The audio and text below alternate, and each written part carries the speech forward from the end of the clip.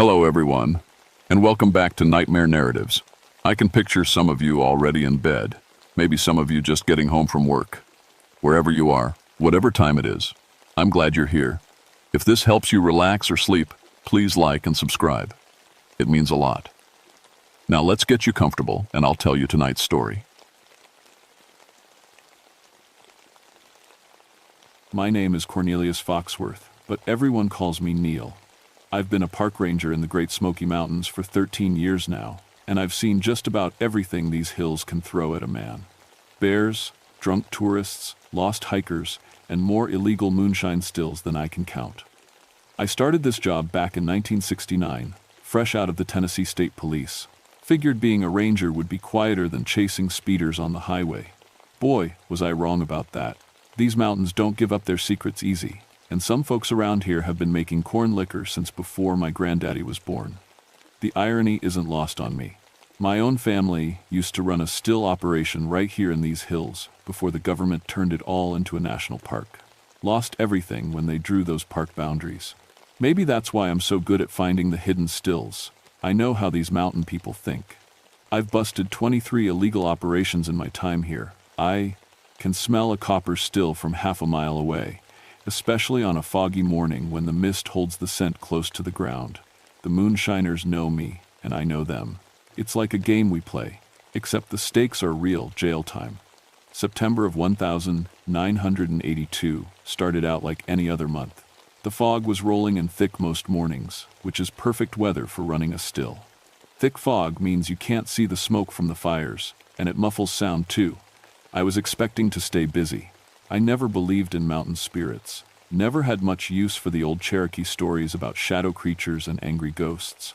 Figured they were just tales the moonshiners spread around to keep folks away from their operations. Scared customers don't come snooping around asking questions. But I'm getting ahead of myself. It was a Tuesday morning when I got the call. Anonymous tip, which wasn't unusual. Sometimes the moonshiners turn each other in when business gets too competitive. The voice on the phone was old, scratchy, like someone who'd been smoking homemade tobacco for 60 years. There's a big operation running near Cataract Falls. The caller said, real big, they're using the sacred spring water. That last part made me sit up. The sacred spring was old Cherokee territory, about 30 miles back into the mountains from Gatlinburg. No roads, just old deer trails and hiking paths. If someone was running a still back there, they were either very brave or very stupid. How big? I asked, but the line had already gone dead. I marked the location on my map and started planning my route. Cataract Falls was a 2-day hike from the nearest road, deep in the kind of hollow where cell phones don't work and compass needles sometimes point the wrong way. The kind of place where people disappear and don't get found for months. I should have paid more attention to that detail about the sacred spring water. In Cherokee tradition, some water sources are protected by spirits called the Kitawa. But like I said, I never believed in any of that old mountain magic. I packed my gear that evening, camping equipment, evidence collection kit, camera, and my service revolver, standard procedure for investigating remote still operations. I planned to hike in Wednesday morning, spend Wednesday night observing the operation, then move in Thursday to make arrests. The weather report called for heavy fog, which would make hiking dangerous but would also give me good cover for surveillance. I've done this dance dozens of times before. Get in quiet, document everything, call for backup, then close them down. Simple and clean. At least, that's how it was supposed to work. I started the hike at dawn Wednesday, with fog so thick I could barely see 10 feet ahead. The trail to Cataract Falls winds through some of the oldest forest in the park, where the trees grow so close together they block out most of the sunlight even on clear days. The first thing I noticed was the silence. Usually these woods are full of sound, birds, squirrels, insects buzzing. But that morning, everything was quiet as a graveyard. Even my footsteps seemed too loud, like the forest was holding its breath. About 2 hours in, I started smelling something wrong. Not the usual copper and corn mash smell of a moonshine operation. This was something else. Metallic, like old pennies, with an undertone that reminded me of standing water that's been sitting too long in the sun. The fog was moving strange too. Instead of drifting with the wind, it seemed to flow in patterns, like it had a mind of its own. I've spent 13 years in these mountains, and I know how weather works up here. This wasn't natural. I stopped to check my compass and nearly dropped it. The needle was spinning slowly in circles, unable to find magnetic north. I tapped the glass, figured moisture had gotten inside, but the spinning continued. That's when I noticed my radio was picking up nothing but static. Equipment problems happen in the backcountry. Moisture, temperature changes, electrical interference from storms. I told myself it was normal and kept hiking. The smell got stronger as I got closer to the falls. That metallic scent was mixing with something else now, the unmistakable aroma of fermenting corn mash. So there really was a still operation back here. The tipster hadn't been lying. But when I finally reached the ridge overlooking Cataract Falls, what I saw below made my blood run cold. There was a still, all right, or what was left of one. The copper pot was split clean in half, not cracked or dented like it had been hit with something, but split like someone had taken a giant knife and sliced it down the middle. The wooden mash barrels were arranged in a perfect circle around the ruined still, which made no sense. Moonshiners don't arrange their equipment like some kind of ritual. And there were bodies. 3 men, positioned around the circle of barrels, each one facing inward toward the destroyed still. They weren't lying where they'd fallen. Someone had arranged them that way, hands folded across their chests like they were laid out for burial.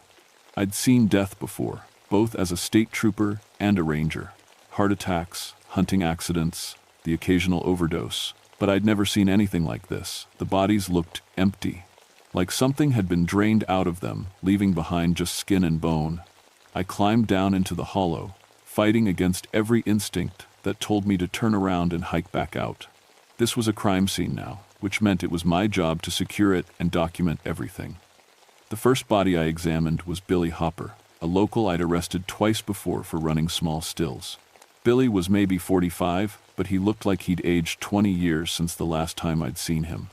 His skin was gray and papery, his eyes sunken deep in his skull. But here's the thing that really got to me. There wasn't a mark on him.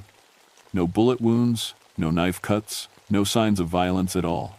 Billy looked like he'd just faded away. The other 2 bodies were the same. I recognized one as Tommy Chen, another local moonshiner. The third was a stranger, but his clothes suggested he was from town rather than the mountains.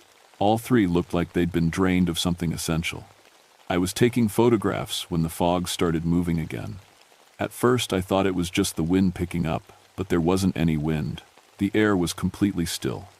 The fog was flowing toward me like thick water, moving in ways that defied every law of nature I understood.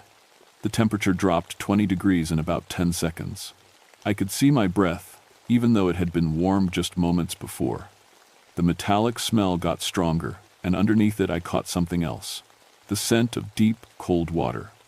That's when I saw the first shadow. It moved across the fog like a person walking, but there was nobody there to cast it.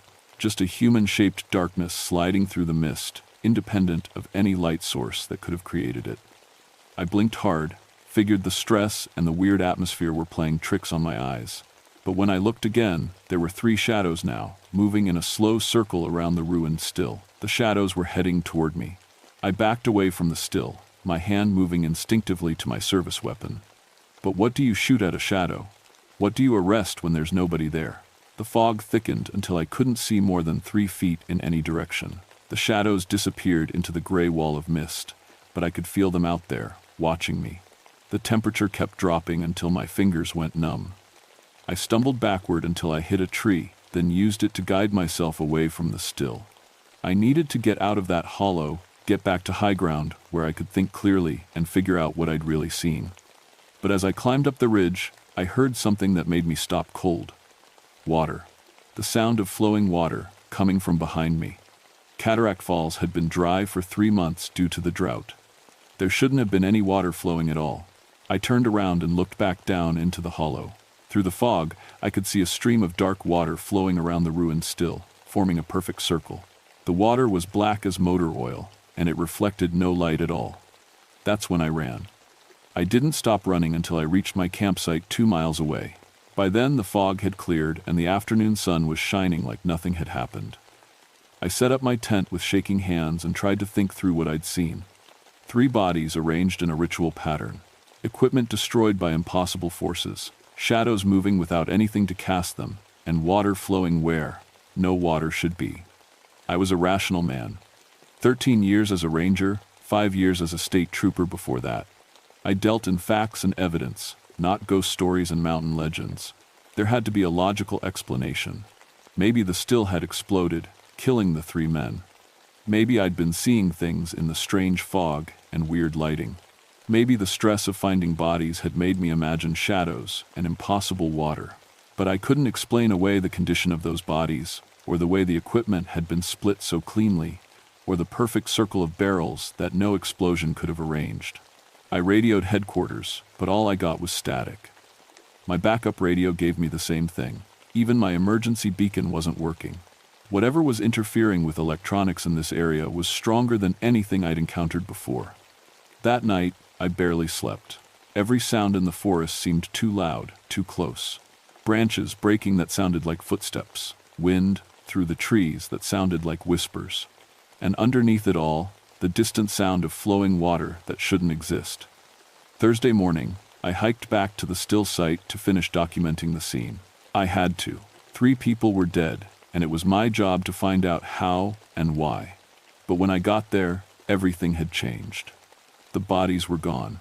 Not moved, not dragged away, just gone, like they'd never been there at all.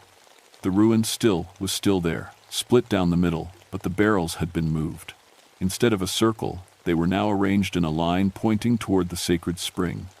And there was something new, footprints in the mud around the still, but not the kind of prints any human would make.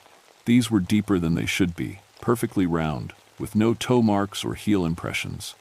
Like someone had been walking on posts instead of feet.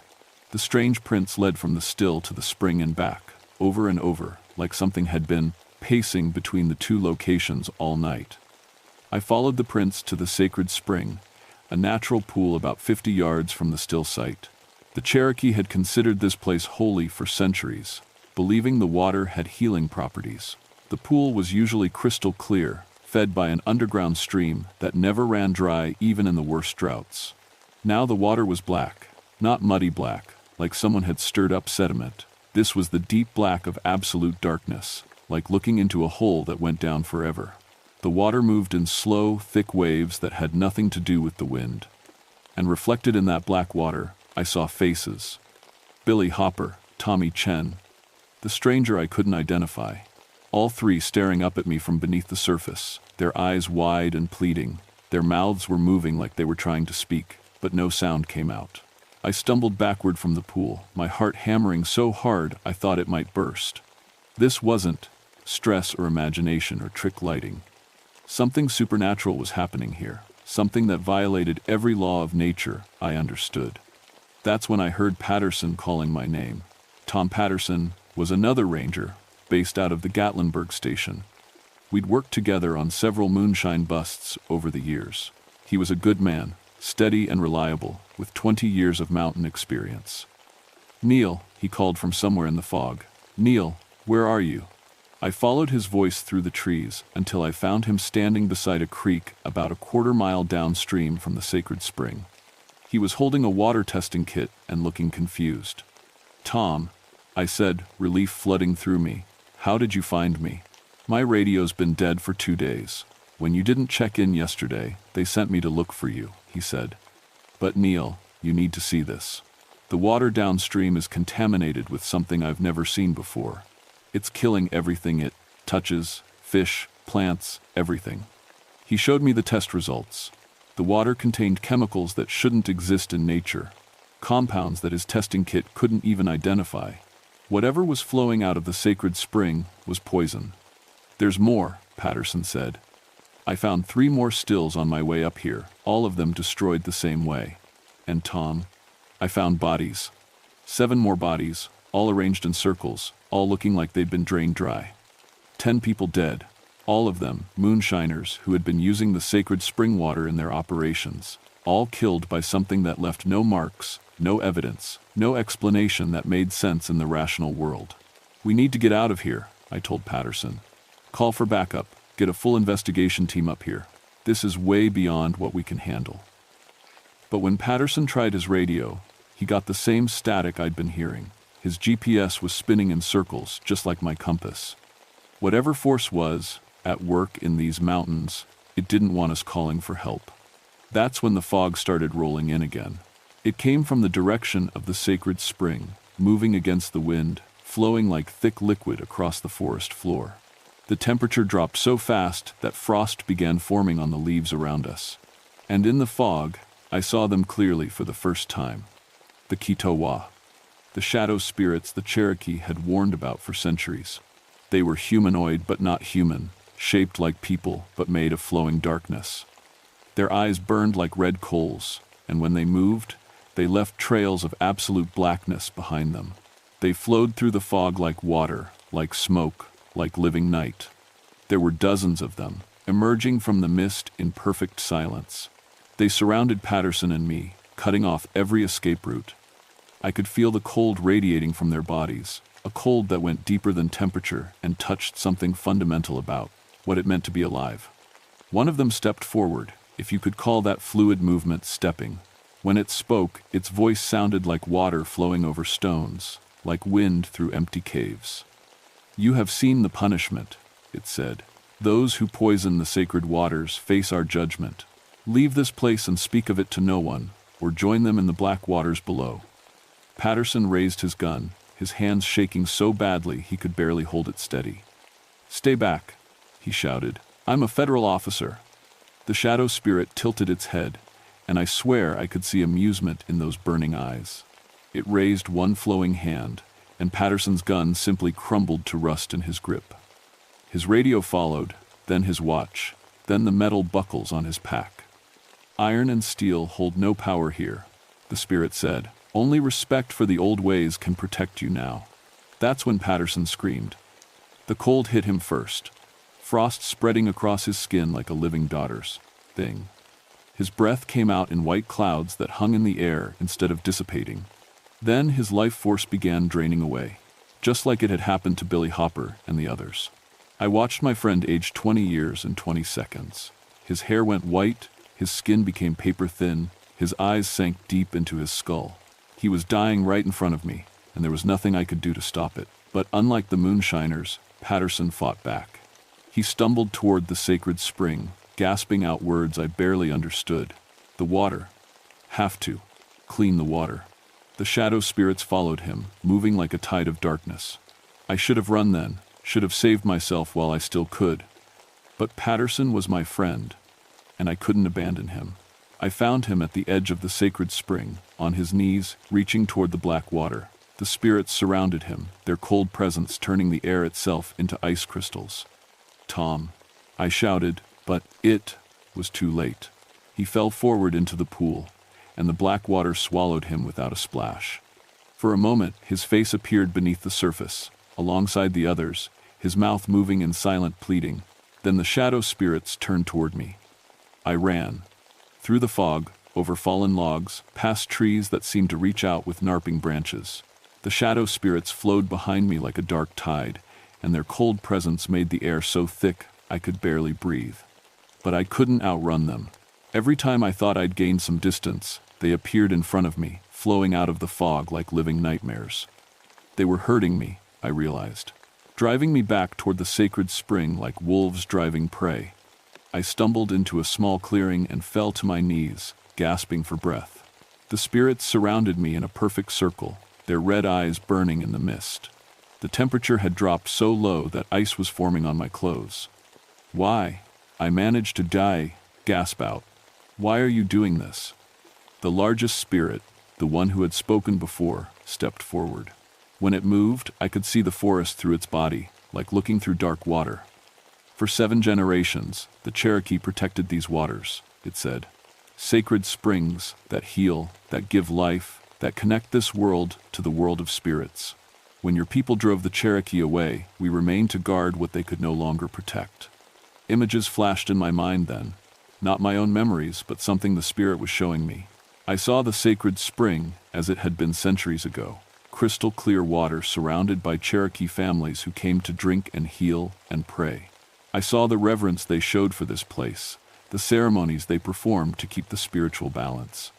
Then I saw what came after. White settlers who didn't understand the sanctity of the spring, hunters who fouled the water with blood, farmers who diverted it for their crops, and, finally, moonshiners who turned the sacred water into poison, who used the holy spring to make corn liquor for profit.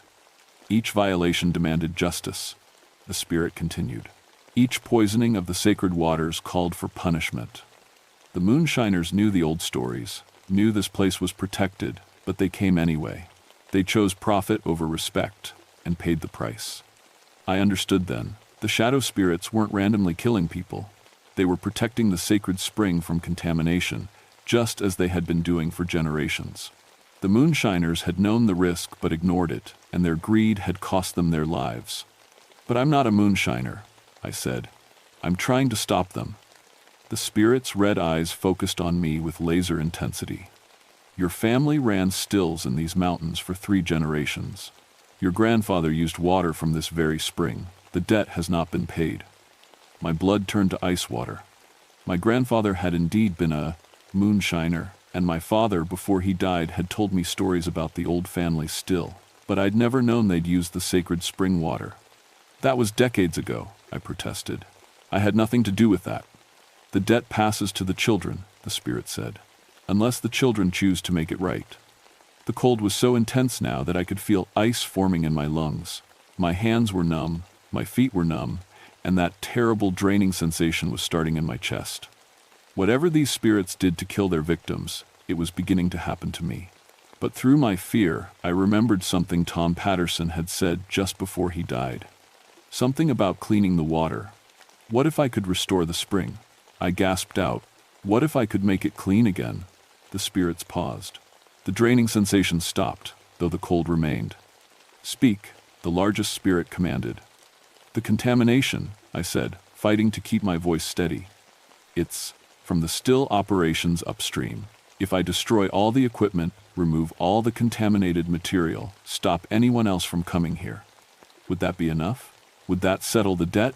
The spirits moved closer, and I could feel them examining me somehow, looking not just at my body but at my intentions, my soul. "You would become the guardian," the spirit said finally. "You would ensure no further poisoning occurs. You would protect what the Cherokee protected, honor what they honored. This would be your life's work, your sacred duty." It wasn't really a choice. I could agree to become the guardian of the sacred spring, or I could die here and join Tom Patterson and the others in the black water below. But as I thought about it, I realized it wasn't a bad choice. I'd spent 13 years protecting these mountains from various threats. This would just be a different kind of protection. "I agree," I said. The spirit nodded slowly. "Then prove your commitment.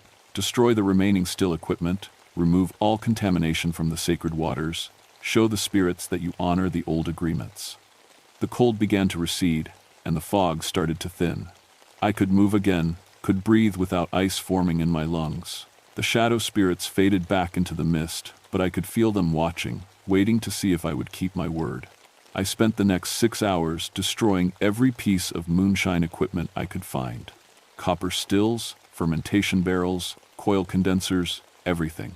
I hauled the ruined metal and wood far from the spring and buried it deep. I found containers of chemical additives and poured them out in areas where they wouldn't contaminate groundwater. Then I began the process of cleaning the sacred spring itself. I'd brought water purification tablets in my pack, though I knew they wouldn't be enough for this level of contamination. But as I worked, something strange happened. The water began clearing on its own, as if the spring had some natural ability to heal itself once the source of contamination was removed. It took hours, but gradually the black water returned to crystal clarity. The faces I'd seen beneath the surface faded away, and the pool began to look like a normal mountain spring again. As the sun set, I knelt beside the restored spring and drank from it. The water was cold and clean, with a taste like nothing I'd ever experienced. It was like drinking liquid starlight, like swallowing the essence of the mountains themselves. That's when I felt them return. The shadow spirits emerged from the trees, but this time they didn't bring the killing cold. They moved around me in a slow circle, and I could sense their approval. "It is done," the largest spirit said. "The debt is paid, the sacred waters flow clean. You are now the guardian of this place. Protect it well." They faded into the darkness, leaving me alone beside the spring. But I didn't feel alone. I could sense their presence in the trees, in the wind, in the water itself. They would always be here, watching, ready to defend this sacred place from anyone who would harm it. I hiked out the next morning and filed my report.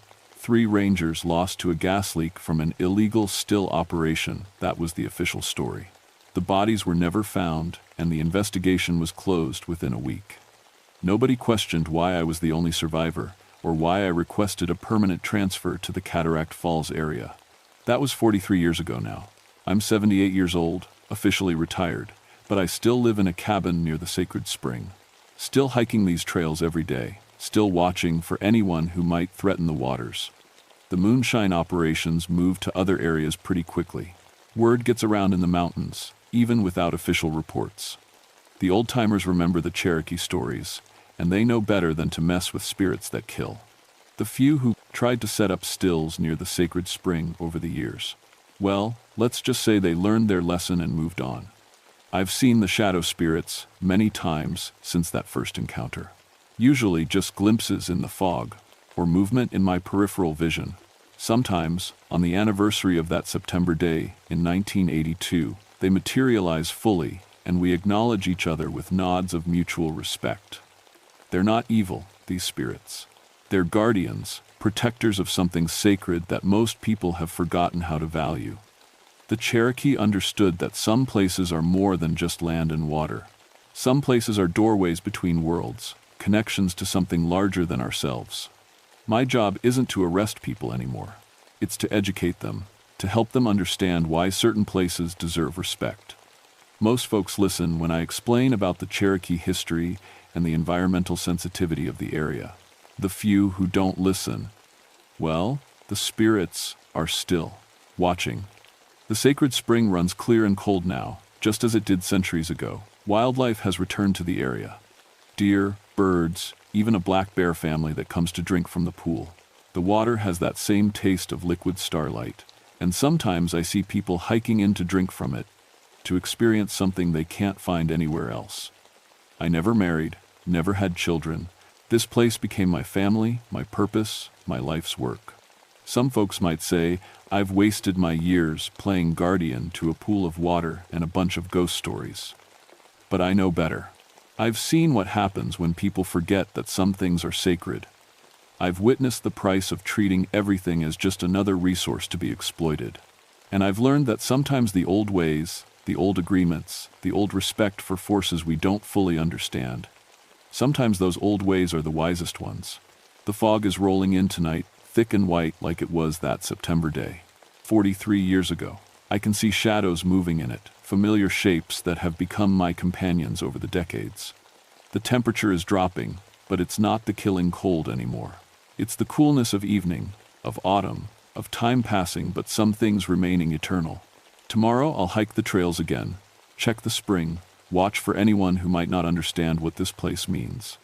The day after that, I'll do the same. And the day after that, until my body gives out, until my own time comes to join the spirits in whatever realm they inhabit, I'll keep my promise. I'll guard the sacred waters and honor the old agreements. Because some debts pass to the children and some promises last forever. And sometimes, in the deepest fog of autumn mornings, I can still hear Tom Patterson's voice echoing across the years, reminding me why the water must stay clean, why the old ways must be remembered, why some places are worth protecting with your life. The shadows are gathering in the mist now, moving with purpose toward the sacred spring.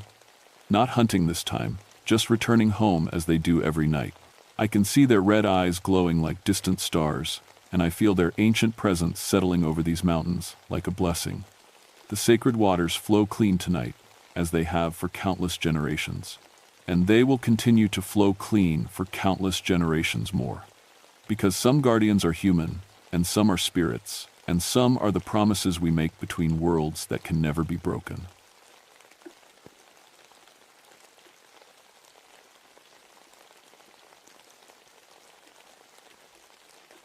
My name is Thaddeus Ironwood, but everyone calls me Thad. For 17 years, I've been a forest ranger in Virginia's Jefferson National Forest, and I've spent every one of those years trying to make up for what my family did to these mountains. You see, my daddy owned Ironwood Lumber Company. From 1920 to 1950, we clear-cut these hills like they were nothing more than dollar signs. Thousands of acres, trees that had been growing since before Columbus ever set foot in America, gone in 30 years. My daddy used to brag that we could take down a 100-year-old oak in 10 minutes flat. I was supposed to take over the business. Hell, I worked the saws every summer from age 14. But something about watching those ancient giants fall just broke something inside me. The day I turned 18, I told Daddy I was done. Haven't spoken to him since. That's why I became a ranger. 17 years of replanting what we destroyed. 50,000 trees I've personally put in the ground. I know every trail in these mountains, can tell you what kind of tree you're looking at just by touching its bark in the dark. I understand these forests better than most people understand their own backyards. But I never believed in tree spirits. That was just old Cherokee nonsense, stories the old-timers told around campfires. Trees don't have souls, they're just wood and leaves and sap. At least, that's what I thought until March of 1972, when I watched the forest burn a man alive from the inside out. It started on a Tuesday morning. Late winter in the mountains is unpredictable, could be 20 degrees at dawn and 60 by afternoon. I was checking on some of my replanting sites up near Mount Rogers when I smelled something that didn't belong. Sawdust. Fresh sawdust. Now, there hadn't been legal logging on Mount Rogers in over 20 years. The whole area was protected wilderness. But that smell was unmistakable. I'd grown up breathing it. I followed my nose about a quarter-mile through the underbrush until I found them. 3 men with chainsaws, working over what had to be a 300-year-old chestnut. The tree was massive, maybe 8 feet across, and they'd already cut halfway through. "Hey," I shouted, crashing through the brush. "You can't cut here. This is protected land." The biggest one, a heavy-set guy with arms like tree trunks, shut off his saw and turned to me. "Says who?" I showed him my ranger badge. Says the United States Forest Service. "You're looking at serious federal charges here." The guy laughed. "Relax, Ranger boy. We got permits." "Not for this area. You don't. And not for trees this old." That's when I noticed something wrong with the tree they'd been cutting. Where the saw had bitten into the trunk, the wood wasn't the normal pale color of healthy chestnut. It was dark red, almost black. And it was wet. "Jesus," I whispered, moving closer. "What the hell?" The tree was bleeding. Not sap. Sap is clear, or amber. This was thick and red, flowing down the bark like blood from an open wound. I'd been working these forests for 17 years, and I'd never seen anything like it. The big logger noticed me staring. "Weird, ain't it? Been like that since we started cutting. Never seen a tree bleed before." "You need to stop," I said, though I wasn't sure why. Something about the sight of that red liquid made my skin crawl. "Leave the tree alone and get out of here." "Or what?" Before I could answer, we all heard it. A sound like, well, like screaming. But not human screaming. It was higher, thinner, like the sound green wood makes when it burns, but stretched out and agonized. The sound was coming from the tree. We all stood there, for maybe 10 seconds, listening to that impossible noise. The other 2 loggers had gone pale. Even the big guy looked shaken. "Pack it up," he said finally. "We'll come back tomorrow." I watched them load their gear and head down the mountain. Then, I walked around that tree for nearly an hour, trying to figure out what I'd seen. The bleeding had stopped, but dark stains still marked the bark where the saw had cut. I touched one of the stains. It felt warm. Trees don't bleed.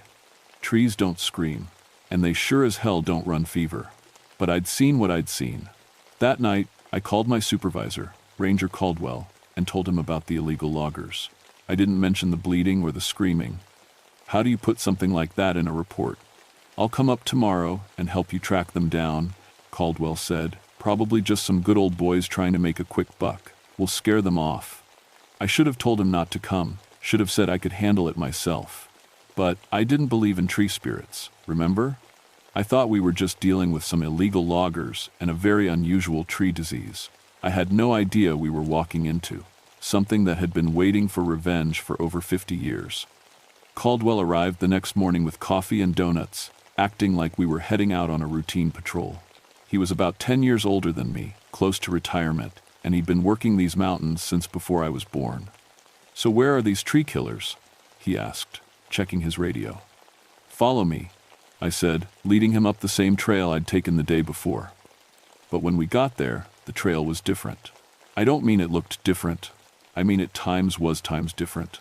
The path that had led straight to the bleeding chestnut now curved off to the left and ended at a rocky outcrop that definitely hadn't been there yesterday. "You sure this is the right way?" Caldwell asked. I stood there, staring at rocks that shouldn't exist. Yeah, I think so." We backtracked and tried again. This time, the trail split into 3 paths where there had only been one before. The middle path looked somewhat familiar, so we took it. It led us to a grove of young pines that I'd planted myself 3 years earlier. "Thad, you feeling okay?" Caldwell was looking at me with concern. "You seem a little turned around." I was more than turned around. I was starting to panic. I knew these mountains like my own face. I could navigate them blindfolded, but somehow, between yesterday and today, the forest had rearranged itself. "Let's try the GPS," Caldwell suggested. The GPS showed us exactly where we were supposed to be. According to the little screen, we were standing right on top of the location where I'd found the loggers. But instead of the massive chestnut tree, we were looking at a small clearing filled with wildflowers. "Maybe you got confused yesterday," Caldwell said gently. "These mountains all look alike after a while." I was about to argue when we heard the chainsaws. The sound was coming from deeper in the forest, maybe half a mile away. We followed it, pushing through underbrush that seemed thicker than it should be, until we found them. The 3 loggers were there, all right, but they weren't cutting trees anymore. They were standing in a circle around their equipment, which was scattered across the ground like it had been thrown by a giant. The chainsaws had been torn apart, not broken, torn apart. Metal pieces lay everywhere, twisted into shapes that made no sense. And the men weren't moving. "Hello," Caldwell called out. "Forest Service, is everyone okay?" No answer. We got closer. The loggers were dead. All 3 of them. But they didn't look like they'd been killed by anything normal. Their clothes were intact, no visible wounds, no blood. They just looked burned. But burned from the inside somehow. Their skin was gray and cracked, like charcoal, and their eyes were gone, just empty black sockets that seemed to go deeper than they should. "Sweet Jesus," Caldwell whispered. "What happened here?" I was examining one of the destroyed chainsaws. The metal was melted, but not like it had been in a fire. It was warped and twisted like it had been heated up and then squeezed by something incredibly strong. "Look at this," I said, showing Caldwell a piece of the saw's housing. "What kind of heat does this?" "I don't know." He was radioing for backup, but all he got was static. "We need to get out of here and call the state police." That's when we heard the screaming again. That same thin, agonized sound I'd heard yesterday. But this time it wasn't coming from one tree. It was coming from all around us. Every tree in the grove was making that sound. "Run," I said. We ran. Crashed through the underbrush like a couple of spooked deer, branches tearing at our clothes and faces. Behind us, the screaming got louder, more intense, until it didn't sound like trees anymore. It sounded like voices.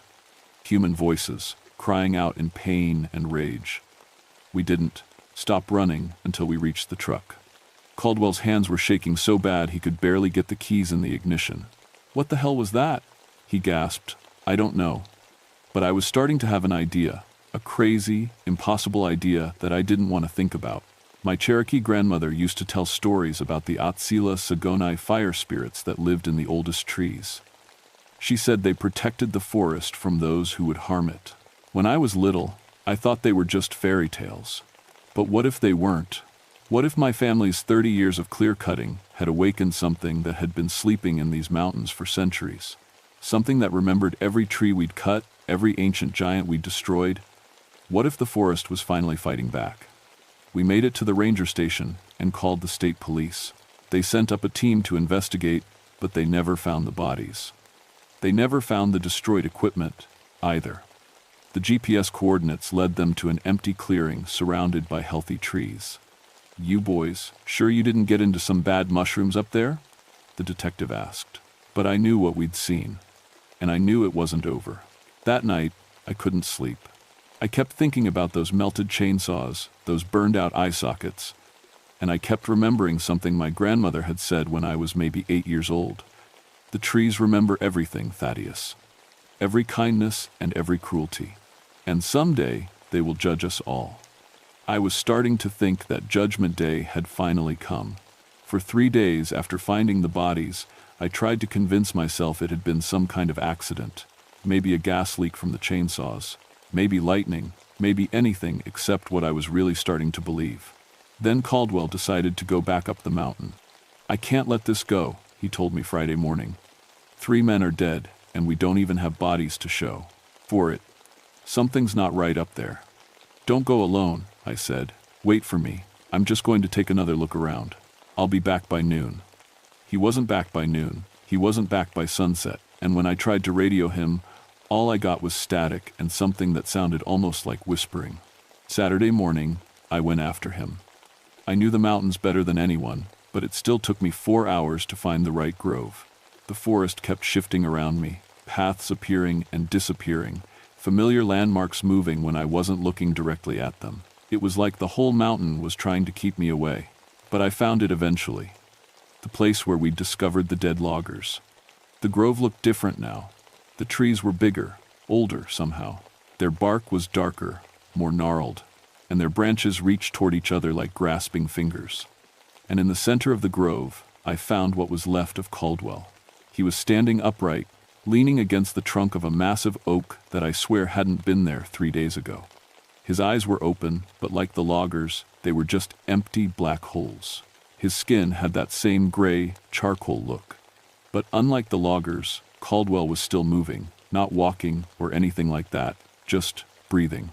His chest rose and fell in a slow, unnatural rhythm, and every time he exhaled, smoke came out of his mouth. Not cigarette smoke, thick, black smoke like from a forest fire. "Caldwell?" I whispered. His head turned toward me, those empty eye sockets somehow fixing on my face. When he opened his mouth to speak, I could see flames flickering in his throat. "They remember everything," he gasped, his voice like wind through burning leaves. "Every tree, every cut. Who remembers? Who's doing this?" "The old ones. They've been waiting." That's when I saw them. They emerged from the trees like smoke becoming solid. Humanoid. Shapes made of living flame, their bodies shifting and dancing like fire itself. Their faces were almost human, but their eyes burned like coals, and their hair was made of flames that reached toward the sky. The Atsila Sagunai, fire spirits, tree spirits, whatever you wanted to call them, they were real, and they were furious. "You," one of them said, its voice like a forest fire roaring through dry timber. "Ironwood, we know your blood. We know your crimes." The spirit stepped closer, and I felt the heat radiating from its body. Where its feet touched the ground, the earth smoldered. "Your family cut our hearts," another spirit said. "Destroyed our temples. Murdered our children." I understood now. These weren't just tree spirits. They were the souls of the trees themselves. The ancient chestnuts and oaks that my family had clear-cut. They had become something else when they died, something that burned with rage and the need for revenge. "I didn't cut your trees," I said, backing away. "That was my father, my grandfather. I've spent my whole life trying to fix what they did." "The blood debt remains," the first spirit hissed. "You carry their guilt. You will burn as they should have burned." One of them reached toward me with a hand made of flames. I stumbled backward, tripped over a root, and hit the ground hard. The spirit loomed over me, its fiery fingers inches from my face. "Wait," I gasped. "I know what you are. My grandmother told me stories. You're the guardians, the protectors. You don't just kill for revenge, you judge." The spirit paused. "What would you know of judgment, tree killer? I know you protected these forests for thousands of years before my family ever got here. I know the Cherokee respected you, honored you, and I know I owe you a debt." The spirits gathered around me in a circle. The heat from their bodies was incredible. I could feel my clothes starting to singe, my skin beginning to burn. But they weren't touching me yet. "Speak your debt," the first spirit commanded. I looked around at the grove, at the massive trees that seemed to have grown decades in just a few days. I thought about Caldwell, still breathing smoke against that oak trunk. I thought about my 17 years of replanting, my 50,000 trees. And I thought about my grandmother's stories. "Take me," I said. "Let me serve you. Let me protect what's left and help restore what was lost. I'll give you my life, my knowledge, my skills. Just don't let this spread beyond the mountain. Don't hurt people who had nothing to do with what my family did." The spirits looked at each other, communicating in whispers of flame and smoke. Finally, the first one spoke. "You would serve us, become our guardian in the world of flesh? Yes. You would tend our groves, plant our children, protect our sacred places? Yes, for as long as I live. And when you die, you would join us in the bark and leaf, become one with the forest eternal?" I thought about that. Becoming a tree spirit when I died. Spending eternity as a guardian of the woods, watching over the mountains I'd grown to love.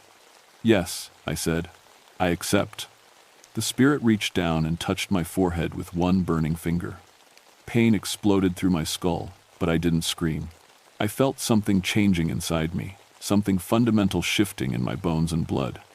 When the pain stopped, the world looked different. I could see the life force flowing through every tree, every plant. I could hear their voices, whispering secrets of growth and death and rebirth. I could feel their pain where axes had bitten, their joy where new shoots pushed through the soil. I had become something between human and spirit, a bridge between two worlds. "Rise, guardian," the spirit said. "Your true work begins now." The transformation wasn't gentle. For 3 days, I burned with fever as something fundamental rewrote itself in my blood. When it was over, I could still pass for human, but I wasn't the same man who'd climbed Mount Rogers that morning. I could feel every tree in the forest now, their pain when branches broke, their thirst during dry spells, their ancient memories stretching back centuries. And I could feel their rage, the deep, patient fury of the old growth toward those who would destroy without thought. The fire spirits hadn't disappeared, they'd just become quieter, waiting, watching through bark and leaf for the next threat to their domain. Poor Caldwell was different too. The spirits had burned him out from the inside, but they'd left just enough to serve as a warning. He could speak, after a fashion, though his words came out as smoke and ash. He stayed in the grove now, a living scarecrow to frighten away any who might threaten the trees. "Can you help him?" I asked the spirits. "He trespassed in our sacred place," came the reply from a massive oak that had to be 500 years old. "But he was not the enemy. He will serve a time, then rest." I understood. Caldwell would guard the grove until he'd paid for accidentally disturbing their sanctuary. Then they'd let him die properly. It wasn't cruel by spirit standards, it was mercy. The real test came 2 weeks later. I was checking my normal patrol routes when I heard chainsaws again. Not up on Mount Rogers this time, but down in the valley where I'd planted a grove of young chestnuts 5 years earlier. I found them easily enough, a 4-man crew with a truck and trailer, cutting down my saplings to clear land for a hunting cabin. They'd already destroyed about an acre of my work. The old me would have written them citations, called for backup, gone through proper channels. The new me felt every cut like a knife in my chest. "Stop," I called out, walking into their clearing. The crew leader shut off his saw. "We got permits. Ranger, you can check with the county office." "No," I said, feeling heat building behind my eyes. "You don't understand. Those trees. They're not just trees. What the hell's that supposed to mean?" I could feel them stirring the fire spirits in the bark of the remaining saplings. My trees. My children. The crew leader couldn't see them yet, but I could. Wisps of flame beginning to curl around the young trunks. "You need to leave," I said. "Now. Before they decide you're a threat." "Before who decides?" "Look, buddy, I don't know what your problem is, but," one of his crew members screamed. The man had been cutting a young chestnut when his chainsaw suddenly burst into flames. Not the engine, the whole saw, including the metal bar and chain. It burned white-hot for maybe 3 seconds, then melted in his hands like a candle in a furnace. "What the fuck?" the crew leader shouted. The other saws died at the same moment, just stopped running, like someone had flipped a switch. The men looked around nervously as the forest went dead quiet. "Leave," I said again. "Please, I'm trying to save your lives." But it was too late. I could see them now, emerging from the young trees like flames come to life. The Atsila Saganai, ready to protect their grove. The crew leader pulled a pistol from his belt. "I don't know what kind of game you're playing, Ranger," but he never finished the sentence. A spirit materialized directly in front of him, its burning hand closing around the gun. The metal glowed red, then white, then simply disintegrated. The man screamed and clutched his burned hand. "Run!" I shouted. They ran. All four of them, crashing through the underbrush like panicked deer. The spirits let them go. They'd made their point. I stood alone in the clearing, looking at the destroyed saplings. 50 trees, 5 years of growth, cut down in an hour. "We could have burned them all," one of the spirits said, coalescing beside me. "Why did you protect the tree killers?" "Because they didn't know," I said. "They're not evil, just ignorant.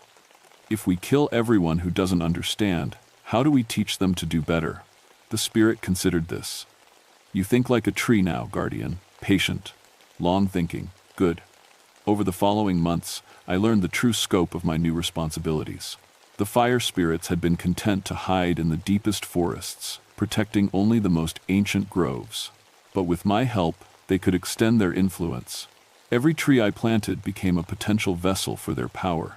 Every grove I tended became a sanctuary, and people noticed. Logging operations began reporting equipment failures near my patrol areas. Chainsaws that wouldn't start, trucks that overheated for no reason.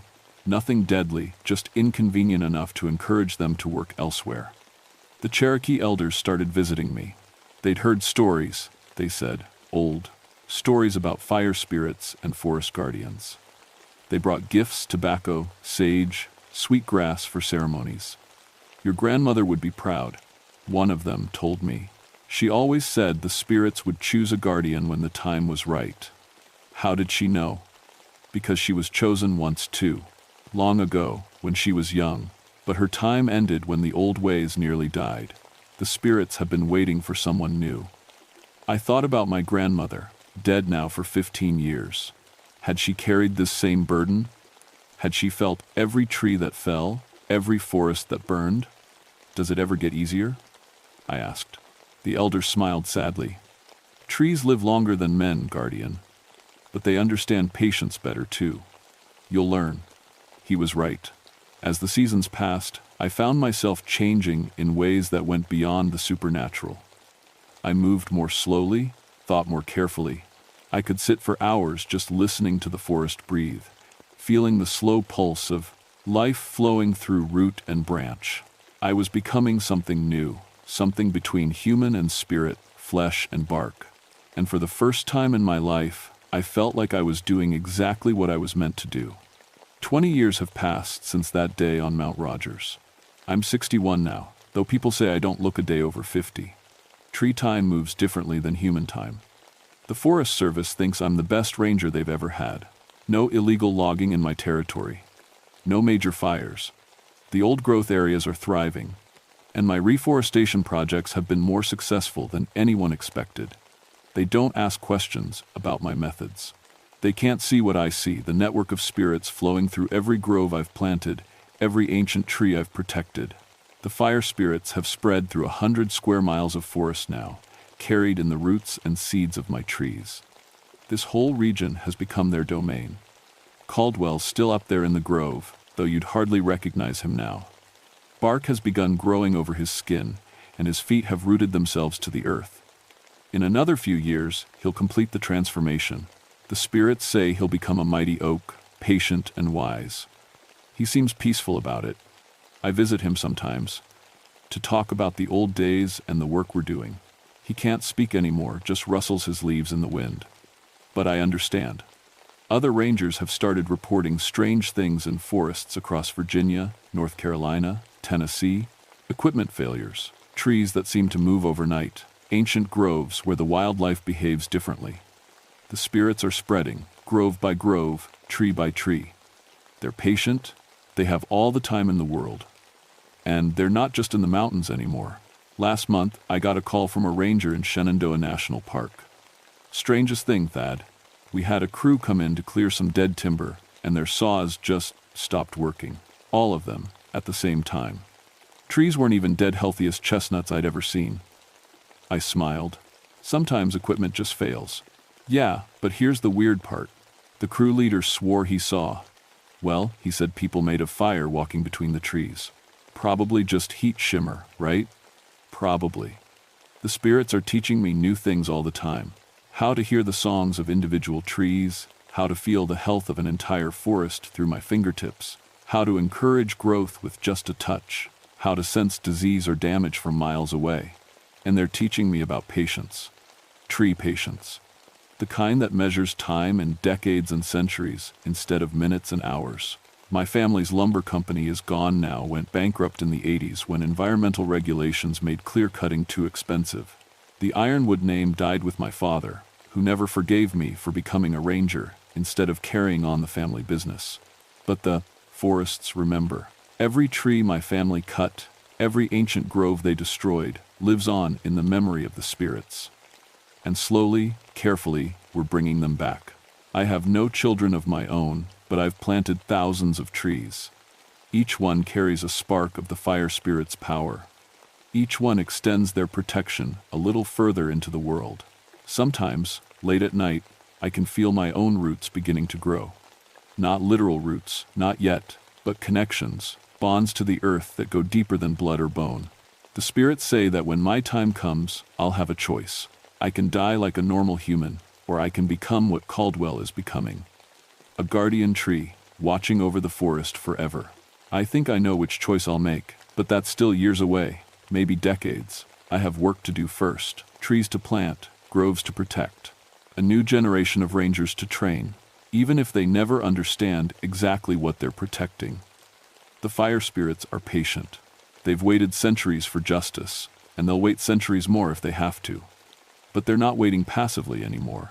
They're growing, spreading, reclaiming what was stolen from them, one forest at a time. And I'm helping them do it. People ask me sometimes why I never married, never had a family of my own. The truth is, I do have a family that stretches across thousands of acres and includes creatures of bark and leaf, flame and memory. My name is Thaddeus, Ironwood, and I'm the guardian of something older and more powerful than most people could ever imagine. Something that's been sleeping in these mountains for far too long, but it's awake now, and it remembers everything.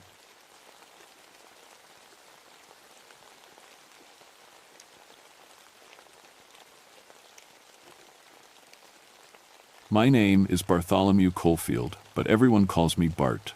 I've been a park ranger for 21 years now, working the Daniel Boone National Forest in Kentucky.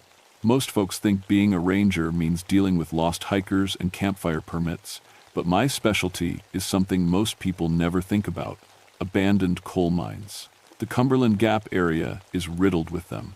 Old shafts and tunnels from the mining boom days, some going back to the 1922. My job is to find these death traps and seal them up before some kid falls in and never comes out. In 21 years, I've sealed 47 mine entrances. That's 47 holes in the ground that could have killed someone. I know mines better than most. Had to. I worked underground for 8 years before joining the Park Service. Coal mining runs in the Coalfield family, speaks. My daddy did it, his daddy before him. My brother Tommy worked the mines too, until a shaft collapsed on him in '71. That's when I decided I'd had enough of being underground. Better to spend my days making sure nobody else got trapped down there. The old-timers around here, they talk about mine wraiths, spirits of dead miners still working their shifts underground. They say you can hear pickaxes echoing from sealed mines, see lantern lights moving through solid rock. I always figured it was just methane gas playing tricks on folks' minds. Spend enough time breathing bad air underground, you'll see all kinds of things that aren't there. November, in the mountains, gets cold fast. The fog rolls into the valleys like a gray blanket, and the bare trees look like skeleton fingers reaching up through it. It was on a day like this, November 15th, 1979, when everything I thought I knew about those old mines got turned upside down. I was finishing my weekly patrol when the radio crackled to life. "Bart, you there?" It was Jenny from the visitor center. "Yeah, I'm here. What's up?" "Got some hikers just came down from 7. Pine Ridge. They're pretty shook up. Say they heard screaming coming from that old Blackwood mine you sealed last month. And lights? Moving lights. I sighed and reached for my thermos of coffee. The Blackwood mine was a nasty one to 3 shafts connected by a tunnel system that went down maybe 200 feet. The main entrance had caved in back in 1927, killing 12 miners. I'd personally filled that entrance with concrete and steel mesh just 4 weeks ago. Tell them mines make all kinds of noises, I said into the radio. Metal settling, gas escaping, and lights. That's just reflections off quartz in the rock. That's what I told them, but they're pretty insistent. Said it sounded like people screaming for help. I looked up at the gray sky, still had 3 hours of daylight left. The Blackwood mine was only about 2 miles up the ridge from where I was parked. All right, I'll go take a look, make sure the seal's holding. Thanks, Bart, I'll tell them. You're checking it out. I started up my old Ford pickup and headed toward Pine Ridge. The road was more of a trail, really, carved out years ago to haul mining equipment up the mountain. Now it was just gravel and mud, with tree branches scraping both sides of the truck. As I drove, I thought about the Blackwood mine. I'd read all the old reports before sealing it. The 1,927 collapse happened during the night shift. Cave-in trapped 12 men in the deepest tunnel. Rescue teams dug for 3 days but never found them. The company just sealed up the whole operation and walked away. Left those men down there? That bothered me more than I like to admit. My brother Tommy, at least we got his body out, had a proper funeral, a headstone, closure. Those 12 men from Blackwood were still down there somewhere, buried under tons of rock and coal. The truck bounced over the last rise, and I could see the mine entrance ahead, or where it used to be. My concrete seal was still there, but something was wrong. I parked the truck and walked closer. The concrete was cracked. Not just hairline fractures from settling, big chunks had fallen away. And the cracks, they went from the inside out, like something had been pushing against the seal from underneath. I knelt down and ran my hand along the broken concrete. It was still warm. That didn't make sense. November air was maybe 40 degrees, and concrete should be ice cold. That's when I heard it. Faint, but definitely there, the sound of metal hitting rock. Tap, tap, tap. Like someone using a pickaxe. But that was impossible. The mine had been sealed for a month. Before that, it had been closed for 52 years. I pressed my ear against the concrete. The tapping was clearer now. Not just one pickaxe, several of them, working in rhythm. And underneath that sound, something that made my blood run cold. Voices. Men talking to each other in the darkness below. Can't be, I whispered to myself. Just can't be. But the sounds were real. And they were coming from deep inside the Blackwood mine. I went back to the truck and grabbed my gear. Flashlight, hard hat, portable gas detector, and my emergency radio. If there were somehow people trapped in that mine, I had to help them. That was my job. The concrete seal had a gap now, just big enough for a man to squeeze through if he didn't mind scraping his shoulders. I clicked on my flashlight and aimed it into the darkness. The beam showed a tunnel sloping down into the mountain with wooden support beams that looked way too old to be safe. Hello? I called into the mine. Anyone down there? The pickaxe sound stopped. Complete silence. This is Ranger Coalfield with the Park Service. If someone's trapped, I'm here to help. Still nothing, but my gas detector was beeping. Not the fast beep that meant danger, just the slow pulse that meant it was picking up something. Methane, probably. Old mines always leaked gas. I squeezed through the gap in the concrete and started down the tunnel. The air was cold, colder than it should have been. My breath came out in little puffs of steam. The tunnel was bigger than I expected, high enough to stand up straight, wide enough for 2 men to walk side by side. Railroad tracks ran down the center, disappearing into the darkness ahead. These would have been for the coal cars, back when this place was active. My flashlight beam picked out details as I walked. Lunch pails sitting on ledges, tools leaning against the walls, even a hard hat hanging from a wooden peg. Everything covered in 50 years of coal dust, but looking like the workers had just stepped away for a minute. That's when I realized something was very wrong. These tools weren't antiques. The hard hat was modern plastic, not the leather ones they used in the 1,922. The lunch pail had a thermos that looked maybe 10 years old. I picked up the hard hat and turned it over. There was a name written inside in black marker, Stevens. My heart nearly stopped. Stevens was the other ranger in my sector. Mike Stevens, 28 years old, been with the service for 3 years. What was his hard hat doing in a mine that had been sealed for a month? "Mike?" I called out. "Mike Stevens, are you down here?" The pickaxe sounds started again, coming from deeper in the mine. But now they were faster, more urgent. Like whoever was swinging those tools had heard me and was trying to respond. I followed the sounds, walking carefully on the old railroad ties. The tunnel curved to the right, then opened up into a larger chamber.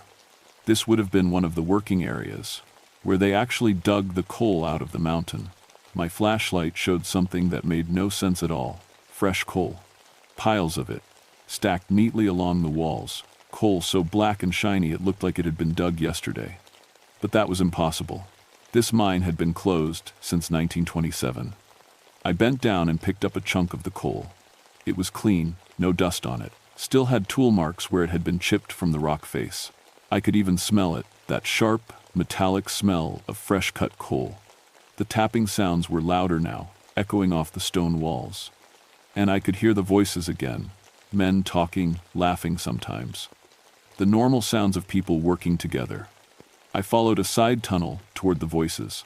The air was getting colder with every step. My gas detector was beeping faster now, but the readout still showed safe levels, just enough methane to make the atmosphere feel strange. The tunnel opened into another chamber, and I stopped dead in my tracks. There were lights moving in the darkness ahead. Not electric lights, the yellow, flickering glow of old-fashioned carbide lamps. The kind miners used before they had electric headlamps. And I could see shadows moving around those lights. The shapes of men working, bending over with tools, standing up to wipe sweat from their faces. "Hey!" I shouted. "Over here!" All the movement stopped. The lights turned toward me, but I couldn't see the faces behind them. Just the bright glare of the carbide flames. One of the lights started moving toward me. Slowly at first, then faster. I could hear footsteps on the tunnel floor, the sound of boots on stone. "Thank God," I said out loud. "I thought you might be trapped." The light got closer, and I could finally make out the shape of a man behind it. He was wearing old-style mining clothes, canvas pants, suspenders, a cloth cap with the carbide lamp attached to the front. His face was black with coal dust, but his eyes were completely white. No pupils, no color. Just blank, milky white. I stumbled backward, almost dropping my flashlight. What the hell? The man with the white eyes opened his mouth to speak, but no words came out. Just a sound like air, escaping from a punctured tire. He reached toward me with one hand, and I could see that his fingers were way too long, stretching out like pale spiders. I turned and ran. Behind me, I heard more footsteps. Not just one person, a whole group of them, all moving through the tunnels. The carbide lights were following me, bobbing up and down as their owners ran. I made it back to the main tunnel and kept running toward the entrance. My flashlight beam bounced crazily as I stumbled over the railroad ties. I could hear them behind me, dozens of footsteps, getting closer. I reached the tunnel entrance and squeezed through the gap in the concrete seal. Kept running until I got to my truck, then turned around to look back. The mine entrance was dark and quiet. No lights, no sounds, like nothing had happened at all, but I still had Mike Stevens' hard hat in my hand. I grabbed my radio and called Jenny at the visitor center. "Jenny, where's Mike Stevens today? What's his assignment?" Static for a moment, then her voice came back. "Mike, he's on tunnel inspection. Left this morning to check some old mine seals up on Pine Ridge." "Pine Ridge? Which mines?" "Let me check his route card. Blackwood, Cedar Hollow, and the 3 shafts up on Kettle Rock." "Why? Is something wrong?" I looked down at the hard hat in my hands. Then back at the mine entrance. "Jenny, call Mike on his radio. Right now. Hold on." I could hear her trying to reach him. "Mike, this is base. Please respond. Mike Stevens, come in." Nothing but static. "Bart, he's not answering. His radio might be dead, or he could be in a dead zone." I knew better. Mike wasn't in a dead zone. Mike was in the Blackwood mine. And whatever I'd seen down there with the white eyes and the 2 long fingers, that wasn't Mike anymore. I had to go back down. I knew it was crazy, but Mike was my partner. If there was even a chance he was still alive in that mine, I couldn't leave. This time, I came prepared. I grabbed the emergency climbing rope from my truck, along with extra batteries, a backup flashlight, and a first aid kit. I also brought something that wasn't standard ranger equipment, my grandfather's old mining lantern. It used carbide, just like the ones I'd seen in the mine. Gramps always said carbide light was better than electric for seeing through mine gas. I squeezed back through the gap in the concrete seal and headed down the main tunnel. Everything looked the same as before, the old tools, the lunch pails, the railroad tracks, but something felt different.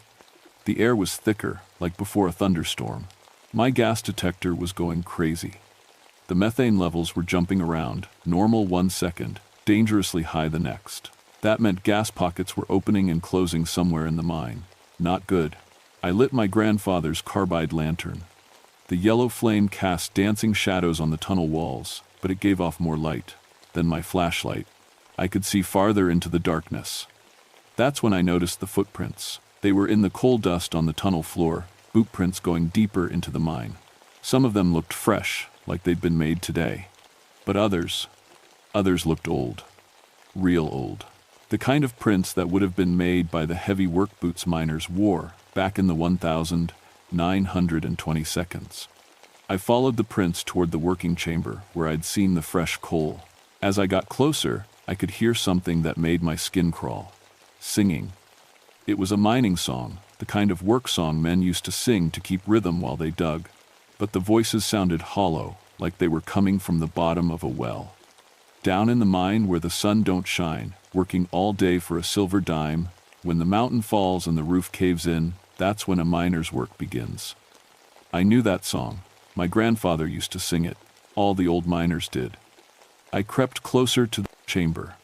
Trying to stay quiet, the carbide lantern threw my shadow against the wall, a long, wavering shape that looked like it was reaching into the darkness ahead of me. When I got to the chamber entrance, I saw them. There were 12 men working in the coal face.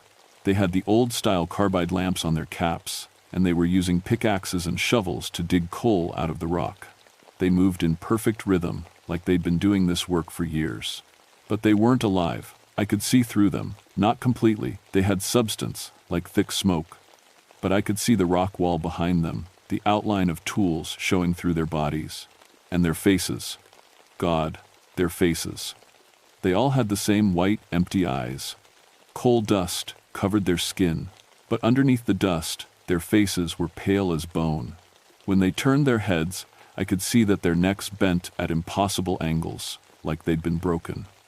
One of them stopped digging and looked straight at me. He smiled, showing teeth that were black as coal. Then he pointed deeper into the mine and said something in a voice like wind through dead leaves. "He's waiting for you in the deep shaft." Mike? They had Mike? I backed away from the chamber, but I could hear them following. Not running this time, just walking steadily, their boots echoing in the tunnel, the sound of tools dragging against stone. I made my way to the side tunnel that led to the deeper parts of the mine. My carbide lantern was flickering now, like it was running out of fuel. But I'd filled it fresh before coming down. Carbide should burn for hours. The deeper tunnel was narrower, with wooden support beams that creaked and groaned as I passed under them. Some of the beams had cracked, and I could see rock and dirt trickling down from above. This part of the mine was unstable. That's when I heard Mike screaming. It wasn't a scream of pain, it was worse than that. It was a scream of pure terror, the sound a man makes when he's seeing something his mind can't accept. I ran toward the sound, my lantern swinging wildly. The tunnel curved down and to the left, following a vein of coal deep into the mountain. The air was so cold now that ice was forming on the tunnel walls. The tunnel ended at a vertical shaft with a wooden ladder leading down into darkness. The screaming was coming from below. "Mike," I called. "I'm coming." His voice echoed up from the shaft. Bart, don't come down here. They're not human anymore." I started down the ladder. The wooden rungs were slippery with moisture, and some of them cracked under my weight. The shaft was maybe 50 feet deep, with side tunnels branching off at different levels. I found Mike on a ledge about 40 feet down. He was pressed against the rock wall, staring at something in the darkness across from him. His face was white as paper, and his hair His brown hair was completely gray, like he'd aged 20 years in a few hours. "Mike, what happened to you?" He looked at me, and I could see that his eyes were wide with shock. "They've been working down here, Bart. All this time, 50 years they've been digging, trying to get out of the collapsed tunnel. Who's been working?" He pointed across the shaft.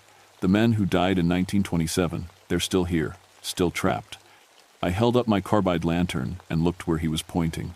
There was another tunnel entrance across the shaft, maybe 8 feet away. And standing in that entrance were more of the pale miners, but these ones were different.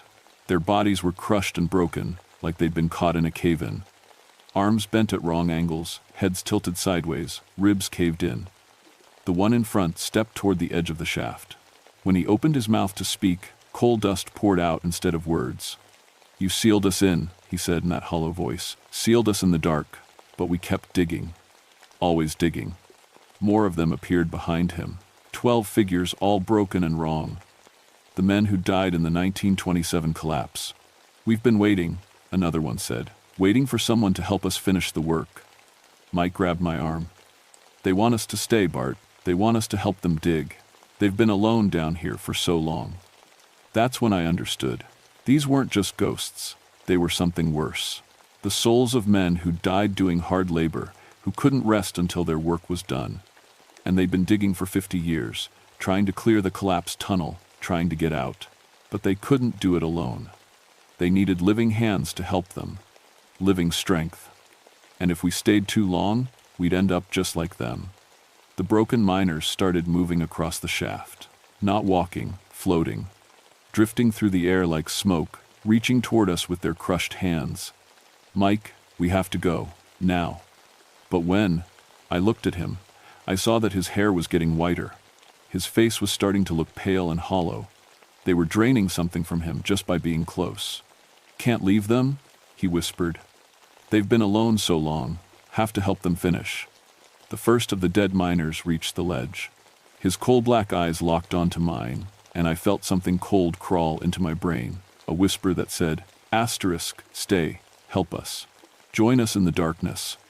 I grabbed Mike and started climbing back up the ladder, half carrying him. Behind us, I could hear the sound of pickaxes hitting rock. The dead miners had gone back to work, digging their eternal tunnel. But I knew they'd follow us soon enough. Mike could barely walk by the time we reached the main tunnel. Whatever those things had done to him, it was draining his life away. His face looked like an old man's, all wrinkled and gray. Even his voice sounded different, weak and raspy. "Bart," he whispered as we stumbled toward the mine entrance. "I can hear them in my head. They're calling me back." I could hear them too now. Not just the pickaxe sounds, voices, dozens of them, echoing through the tunnels. They were singing that mining song again, but louder this time. The sound was coming from everywhere at once. Down in the mine where the sun don't shine, working all day for a silver dime. My carbide lantern was barely flickering now. The flame kept getting smaller, like something was sucking the oxygen out of the air. But we were close to the entrance. I could see a faint patch of gray daylight ahead. That's when the tunnel started shaking. It wasn't an earthquake, it was too rhythmic for that, like giant hammers hitting the mountain from the inside. The dead miners weren't just digging anymore. They were trying to bring the whole mine down. "They don't want us to leave," Mike said. His voice was getting fainter. "They've been alone too long. They need company." Chunks of rock started falling from the ceiling. The old wooden support beams were cracking, and I could hear the mountain groaning above us. If this tunnel collapsed, we'd be trapped down here forever. Just like the 12 miners in 1927, I half-carried Mike toward the entrance, dodging falling rocks. Behind us, I could see carbide lights bobbing in the darkness. Not just 12 of them now, dozens. All the miners who'd ever died in these mountains, all coming to welcome us to their eternal shift. We reached the gap in the concrete seal, just as the first of them caught up. I felt ice-cold fingers grab my ankle, trying to pull me back into the darkness. I kicked hard, and heard something that might have been a scream or might have been wind through an empty skull. I pushed Mike through the gap first, then squeezed through myself. We both collapsed on the ground outside the mine, gasping in the cold November air. But it wasn't over. The ground around the mine entrance was starting to Crack. The shaking was getting worse, and I could see carbide light leaking out through the cracks in the mountain itself.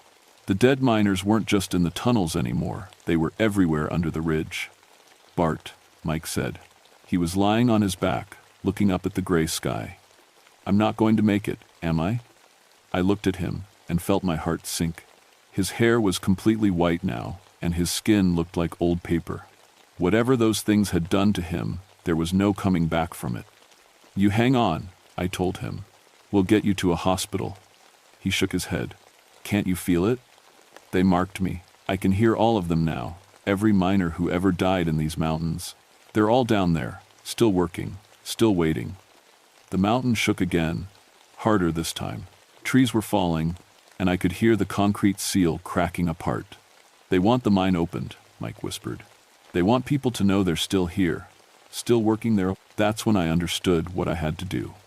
I'd brought explosives in my truck, standard equipment for sealing unstable mine entrances. If I could bring down enough of the mountain, I could seal the mine permanently, bury it so deep that nothing could ever get out. But I'd have to get close to the entrance to place the charges, and those things were waiting just inside. "Mike, I need you to stay here. Don't move, no matter what you hear." I ran to the truck and grabbed my explosives kit. 6 small charges, enough to bring down a small cliff face. I'd have to place them around the mine entrance and then get clear before they went off. The ground was still shaking when I got back to the mine. The concrete seal was completely gone now, just a pile of broken chunks, and I could see them in the tunnel entrance, pale figures with coal-black eyes, watching me. They didn't try to stop me as I placed the charges. They just stood there, waiting, like they knew, something I didn't. I was attaching the last charge when one of them spoke. "You can't bury us forever," he said in that hollow voice. "Coal never dies, it just waits." I set the timer for 30 seconds and ran back toward the truck. Mike was still lying where I'd left him, but his eyes were closed now. I couldn't tell if he was breathing. 20 seconds. The dead miners were coming out of the tunnel now, moving slowly but steadily toward us. 15 seconds. I could hear more of them underground, singing their work song. 10 seconds. The pale figures were almost to Mike. 5 seconds. I grabbed Mike under the arms and started dragging him toward the truck. The explosions lit up the mountainside like thunder and lightning combined. The ground jumped under my feet, and a wall of dust and debris rolled over us. I pulled Mike behind the truck just as chunks of rock the size of cars started raining down. When the dust settled, the mine entrance was gone, not just sealed, completely buried under maybe 100 tons of rock and dirt. The whole side of the mountain had collapsed. I checked on Mike. He was still breathing, but barely. His pulse was weak and slow. But something had changed in his face. The wrinkles were fading. His hair was getting darker. Whatever hold those dead miners had on him was broken. The radio in my truck crackled to life. "Bart, we heard explosions. What's your status?" I looked back at the pile of rock that used to be the Blackwood mine. Everything was quiet now. No more singing, no more pickaxe sounds. "Mine's sealed," I said into the radio. "Permanently." Mike spent 2 weeks in the hospital. The doctors couldn't explain what had happened to him. They said it looked like rapid aging, then rapid recovery. Like his body had been drained of something vital, then got it back all at once. He remembered everything, though he wished he didn't. The pale figures in the darkness, the feeling of having his life sucked away, the voices of dead men calling to him. He quit the Park Service after he got out of the hospital. Moved to Florida, as far from the mountains as he could get. I stayed. Someone had to watch over the mines. The official report said we'd sealed the Blackwood mine due to structural instability. No mention of anything else. Who would believe it anyway? But I know the truth. Those 12 miners are still down there, buried under tons of rock, still working their shift, still digging in the darkness. Coal never dies, it just waits. Sometimes, on foggy November nights like this one, I drive up to Pine Ridge and park where the mine entrance used to be. I turn off the engine and listen. Most nights, there's nothing but wind through the bare trees. But sometimes, just sometimes, I can hear it. Faint and far away, like it's coming from deep inside the mountain. The sound of pickaxes hitting stone, the echo of men singing work songs, and I know they're still down there, still digging. still waiting for someone to help them finish their work. I've sealed 14 more mines since the Blackwood incident. Every time, I make sure to use extra explosives, bury them deep. But I always wonder, is it enough? The old-timers in town, they say coal runs in veins all through these mountains, connected underground like the roots of a giant tree. They say if you dig deep enough, all the mines connect to each other. If that's true, then maybe sealing one entrance doesn't matter. Maybe there are other ways out. I keep my grandfather's carbide lantern in the truck now, just in case. And sometimes, when I'm doing my rounds on the loneliest mountain roads, I see lights moving in the forest. Yellow, flickering lights that look like carbide flames. I never stop to investigate. Some things are better left buried, but I know they're out there. The mine wraiths of Cumberland Gap, still working their eternal shifts. Still, waiting for new hands to help them dig. And on nights like this, when the fog rolls in thick and the mountains go quiet, I can almost hear them calling my name. Bart. Bart Coalfield. Come help us finish the work. But I keep driving, because I know that if I ever go back down into those tunnels, I'll never come out again. Not alive, anyway. The coal mine wraiths are patient. They've been waiting 50 years already. They can wait 50 more. Coal never dies. It just waits.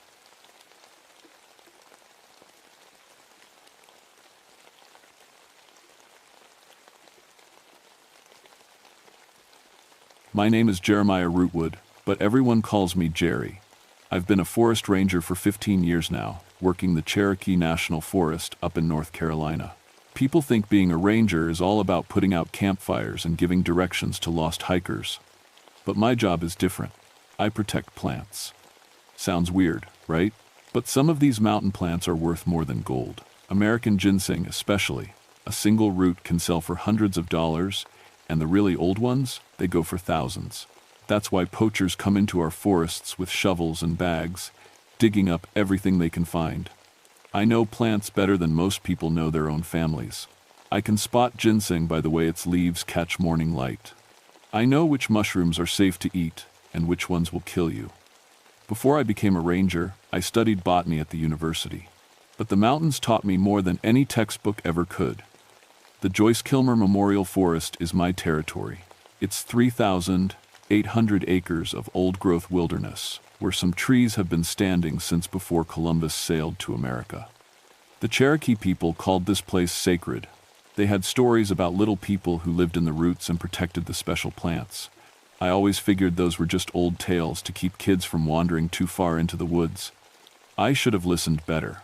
October 1979 was when it all started. The leaves were turning gold and red, and the first frost warnings were coming over the radio. This is prime ginseng season, when the roots are fattest and the prices are highest. I was driving my patrol truck down the gravel road when I got the call. "Jerry, we got reports of major digging up in Sector 7, came the voice of my supervisor, Tom Bradley. "Sounds like a big operation, multiple vehicles, camping gear. You better get up there." Sector 7 was deep in the wilderness area, 15 miles from the nearest real road. If someone was camping there, they weren't just casual poachers. This was organized. I loaded my gear, camera for evidence, soil sampling kit, GPS unit, and my service weapon. In 15 years, I'd never drawn that gun on a person, but ginseng poaching was serious business. These weren't just plants we were protecting. They were pieces of history, some of them older than the Civil War. The hike took me 4 hours. The trail wound through stands of massive tulip poplars and ancient hemlocks. Everything smelled like rich earth and dying leaves. Normally, this was my favorite time of year in the mountains. But something felt wrong that day. The birds were too quiet. In October, the woods should be full of migration songs and the chatter of squirrels gathering nuts. Instead, I heard almost nothing. Even my footsteps on the trail seemed too loud. When I reached Sector 7, I found the camp. 3 tents, a pickup truck somehow driven up an old logging road, and digging tools scattered everywhere. But no people. The strange part was the holes. Dozens of them, each about 2 feet deep, and perfectly round, like someone had used a post-hole digger. But ginseng doesn't grow in neat patterns like that. The roots go deep and spread out random. These holes looked almost organized. I started taking pictures and collecting evidence. Empty beer cans, cigarette butts, candy wrappers, the usual stuff poachers left behind. But as I worked, I noticed something else. The holes weren't empty anymore. In each one, a small ginseng plant was growing. Not just sprouting, fully grown, with mature roots and red berries. That was impossible. Ginseng takes years to develop from seed. These plants looked like they'd been growing here for decades. I checked my watch. I'd been in the camp for maybe 30 minutes. When I'd first arrived, those holes were definitely empty. I'd taken pictures to prove it. But now, I looked at my camera. The first photos showed empty holes, just like I remembered. But the timestamp said I'd taken them yesterday. That couldn't be right. I'd been in town yesterday, filling out paperwork. The GPS was acting up too. According to the little screen, I was standing 3 miles north of where I knew I was. I tried the radio, but got nothing but static. The sun was getting low, and I didn't want to hike out in the dark, but staying near this camp felt wrong. The silence was getting deeper, like the whole forest was holding its breath. As I packed up my gear, I heard something that made my skin crawl. Humming. Someone was humming a tune I didn't recognize, but it sounded old. Really old. The kind of song you might hear in church, but sadder. I looked around the camp. Still no people. The humming seemed to come from everywhere and nowhere at once. That's when I saw the footprints. They were tiny, maybe 4 inches long, and shaped like human feet, but with longer toes. They circled each of the refilled holes in perfect patterns. There had to be hundreds of them, pressed deep into the soft earth. I'd never seen tracks like that before. Too small for a child, wrong shape for any animal I knew, and they were fresh. The mud was still damp from where the tiny feet had pressed down. The humming stopped. In the sudden silence, I heard something else, rustling in the bushes around the camp. Not wind. There was no wind. Something moving deliberately through the undergrowth, staying just out of sight. I grabbed my flashlight and clicked it on. The beam swept across the trees and bushes, but showed nothing. Just shadows and leaves. But I could feel eyes watching me. "Hello?" I called out. "Forest Service. Anyone out there?" The rustling stopped. The silence that followed felt heavy, like the air before a thunderstorm. Even the normal forest sounds, insects buzzing, leaves falling, had gone completely quiet. I decided it was time to leave. The hike back to my truck took longer than it should have. The trail seemed different in the dark, like paths I'd walked 1,000 times had shifted when I wasn't looking. Twice I had to backtrack when my flashlight showed trees growing in places where I remembered open trail. By the time I reached the parking area, it was past midnight. I was exhausted and confused, and my head was full of questions that didn't have good answers. How had those ginseng plants grown so fast? Where had the poachers gone? And what had made those tiny footprints? I drove home and tried to sleep, but kept thinking about that humming sound and the feeling of being watched. When I finally dozed off, I dreamed about tiny hands digging in dark earth. The next morning, I called my supervisor Tom and told him what I'd found. He listened without interrupting, which wasn't like him. Usually Tom had an opinion about everything. "So the poachers just vanished?" he asked when I finished. "Looks that way. Left all their gear. And you're sure about those plants? Fully grown ginseng in holes that were empty when you arrived?" I hesitated. In the daylight, it sounded crazy. "That's what I saw. Jerry, you've been working too hard. When's the last time you took vacation?" "Tom, I know what I saw." "I'm sure you do. But plants don't grow overnight. Maybe the holes weren't as empty as you thought. Maybe the shadows were playing tricks. But I knew what I'd seen. And I had the photos to prove it, even if the timestamps were wrong. After I hung up, I developed the film from my camera. The pictures showed exactly what I remembered. Empty holes, then the same holes filled with mature ginseng plants. But according to the timestamps, all the photos had been taken on the same day at the same time. That afternoon, I hiked back to Sector 7 with Tom. I wanted him to see the ginseng plants for himself. But when we reached the camp, everything was gone. No tents, no truck, no digging, tools. Even the holes had been filled in and covered with leaves, like nothing had ever happened. The only evidence left was a few pieces of trash and some tire tracks in the mud. "Well," Tom said, looking around the empty campsite, "problem solved. Whoever was here got spooked and cleared out." But I wasn't satisfied. I spent the rest of the day searching the area, looking for some sign of what I'd seen the night before. Finally, near sunset, I found something. A single ginseng plant, growing in a spot where I was absolutely certain nothing had been that morning. It was fully mature, with the telltale three-pronged leaves and bright red berries. But the soil around it looked freshly disturbed. I knelt down for a closer look and saw them again. Tiny footprints in the soft earth around the plant's base. They formed a perfect circle, like the little feet had danced around the ginseng all night long. "Tom, come look at this."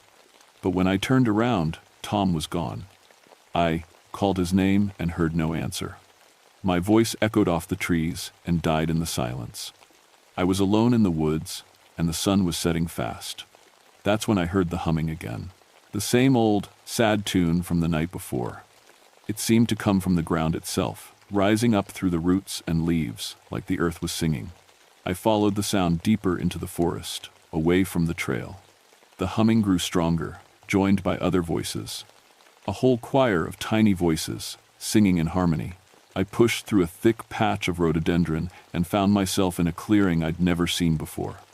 The ground was covered with ginseng plants, hundreds of them, all perfectly arranged in spirals and circles. They glowed with a soft green light that had nothing to do with my flashlight, and dancing between the plants were the singers. They were about 2 feet tall, with brown skin that looked like tree bark and hair made of moss and leaves. Their eyes were dark as soil, and their fingers ended in root-like tendrils that seemed to grow directly into the earth. Little people, just like the Cherokee stories said. They stopped dancing when they saw me. Dozens of dark eyes turned in my direction, and the humming trailed off into silence. For a long moment, we just stared at each other. Then one of them stepped forward. It was slightly taller than the others, with a beard of twisted vines and a crown of acorns.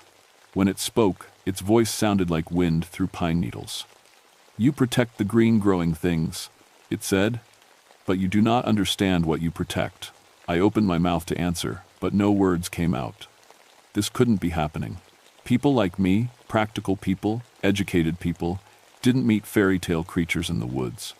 The root diggers came with hungry hands, the little man continued. They took without asking, they killed without need. "Where are they?" I managed to whisper. The little man smiled, and his teeth were white as mushroom caps. "They have joined the deep soil. They feed the green-growing things now." That's when I saw the bones. They were scattered around the edges of the clearing, picked clean and white. Human bones, mixed with the remnants of camping gear and digging tools. A skull grinned at me from beneath a particularly large ginseng plant. I tried to run, but my feet wouldn't move. The ground beneath me had become soft and spongy, and root tendrils were wrapping around my ankles. "Do not fear, protector of plants," the little man said. "You are not a taker, you are a keeper. But you must learn the old ways if you wish to truly protect what grows here." The roots tightened around my legs, and I felt myself sinking into the earth. The last thing I saw before darkness took me was the little man's kind, terrible smile and the soft green glow of ancient ginseng plants. When I woke up, I was lying on the trail near my truck. The sun was rising, and birds were singing in the trees. Everything seemed normal, except for the dirt under my fingernails and the taste of earth in my mouth. And except for Tom's hat lying on my passenger seat, Tom, who had vanished in the woods and never come home. I called in sick for 3 days after that, told my supervisor I had the flu, which wasn't entirely a lie. Something was definitely wrong with me, but it wasn't any sickness a doctor could cure. Every time I closed my eyes, I saw those little dancing figures and heard their humming songs. When I looked at my hands, I saw dirt under my nails that wouldn't wash away no matter how hard I scrubbed. And sometimes, when I was very quiet, I could swear I heard plants growing. Not just in the forest, everywhere. The houseplants in my kitchen, the grass in my yard, even the vegetables in my refrigerator.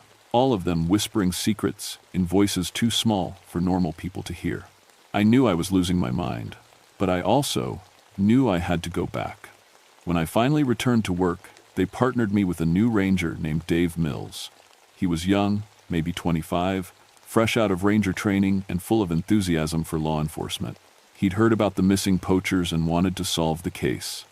Probably just took off when they saw you coming, he said as we hiked toward Sector 7. These ginseng thieves are usually cowards. Show them a badge and they scatter. I didn't tell him about the little people or the bones in the clearing. I didn't tell him about Tom's hat in my truck or the dreams that tasted like dirt. Instead, I just nodded and let him talk.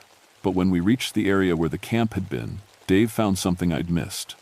Hey Jerry, look at this. He was crouched next to a fallen log, examining something in the moss. When I got closer, I saw what had caught his attention. A neat pile of ginseng roots, each one carefully cleaned and arranged on a bed of leaves. This is weird, Dave said, picking up one of the roots. Who harvests ginseng and then just leaves it behind? The root in his hand was bigger than any I'd ever seen. Easily a century old, with long tendrils spreading out like tiny arms. It should have been worth a fortune on the black market. Maybe we should leave it alone, I said, but Dave was already stuffing the root into his evidence bag. Are you kidding? This is perfect evidence. We can trace the harvest patterns, maybe figure out where they were planning to sell. As soon as the root disappeared into the plastic bag, I heard it. That humming sound rising from the ground around us. Dave didn't seem to notice, but I could see the moss on the fallen log starting to twitch and move. We need to go, I said. Now. Relax, Jerry. We just got here. I want to document the whole site. But the humming was getting louder, and now I could see tiny figures moving in the shadows between the trees. They stayed just out of clear sight. But I caught glimpses of bark-brown skin and root tendril fingers. Dave kept working, measuring distances and taking photographs. He had no idea that dozens of angry little eyes were watching his every move. This is great stuff, he said, bagging another ginseng root. The prosecutor's going to love this evidence. Dave, stop. We're not supposed to take the plants. It's evidence in a federal crime. We have every right to collect it. He was wrong, but I couldn't explain why without sounding crazy. How do you tell someone that the plants are protected by creatures that live in the roots? How do you explain that taking ginseng without permission is more than theft? It's sacrilege. The humming stopped suddenly, and the forest went dead quiet. Even Dave noticed that. Weird, he said, looking around. Where did all the birds go? That's when the ground started moving. It began slowly, just a gentle rippling of the part, earth near our feet. But within seconds, the entire forest floor was shifting and rolling like waves on a lake. Tree roots burst up through the soil, thick as anacondas, reaching for Dave's evidence bag. He stumbled backward, swearing, as a massive root wrapped around his ankle. What the hell? More roots erupted from the ground, grabbing at his arms and legs. Dave fought them off with his hiking stick, but for every root he broke, 3 more took its place. Jerry, help me. I wanted to help, but I was frozen with terror. This was my fault. I'd brought him here, let him take the sacred plants. Now the little people were defending their territory the only way they knew how. Dave pulled out his knife and started cutting at the roots. Dark sap sprayed everywhere, and the humming sound returned, angry now, like a swarm of wasps. The little figures emerged from the shadows, no longer hiding. They poured out of hollow trees and caves in the rocks. Hundreds of them, all chattering in their wind-voice language. Some carried tiny spears made of thorns. Others had lassos woven from spider silk. They swarmed over Dave like ants attacking a dropped sandwich. Get them off me. But there were too many, and they moved too fast. They bound his hands with vine ropes and stuffed his mouth with moss to stop his screaming. Within minutes, they had him completely wrapped up like a mummy. The roots lifted him off the ground and started carrying him deeper into the forest. I followed, stumbling through the undergrowth, but they moved faster than I could run. I lost sight of them in a thick patch of laurel, but I could still hear Dave's muffled shouts getting fainter and fainter. Eventually, even those sounds faded away, leaving only the normal forest noises, insects buzzing, leaves rustling in the breeze. I searched for hours, but found no trace of Dave or his captors. It was like they'd vanished into the earth itself. When I finally made it back to the ranger station, I had to explain Dave's disappearance. I told them he'd fallen into a ravine while chasing suspects. Search and rescue teams spent 2 weeks combing the forest, but they never found a body. Dave's evidence bag was discovered near the fallen log where we'd been working. The ginseng roots were gone, but the plastic was torn to shreds and covered with what looked like tiny bite marks. The official report listed Dave Mills as missing, presumed dead. Case closed. But I knew better. I knew he was still out there, somewhere beneath the forest floor, feeding the green growing things just like the poachers before him. And I knew it was my fault for bringing him into their territory without understanding the rules. The little people had tried to teach me something that night when they'd pulled me into the earth. They'd shown me their world, their ancient agreement with the plants. But I'd been too scared to listen, too stubborn to learn.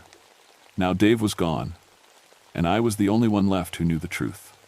I had a choice to make. I could report what I'd really seen and lose my job, my reputation, maybe my freedom, or I could learn to live with the secret and try to find a way to protect both the forest and the people who entered it. I chose the secret. But the little people weren't done with me yet. For 2 weeks after Dave disappeared, I stayed away from Sector 7. I patrolled other parts of the forest, wrote reports about trail maintenance and campfire regulations. I tried to pretend that everything was normal. But the dreams kept coming.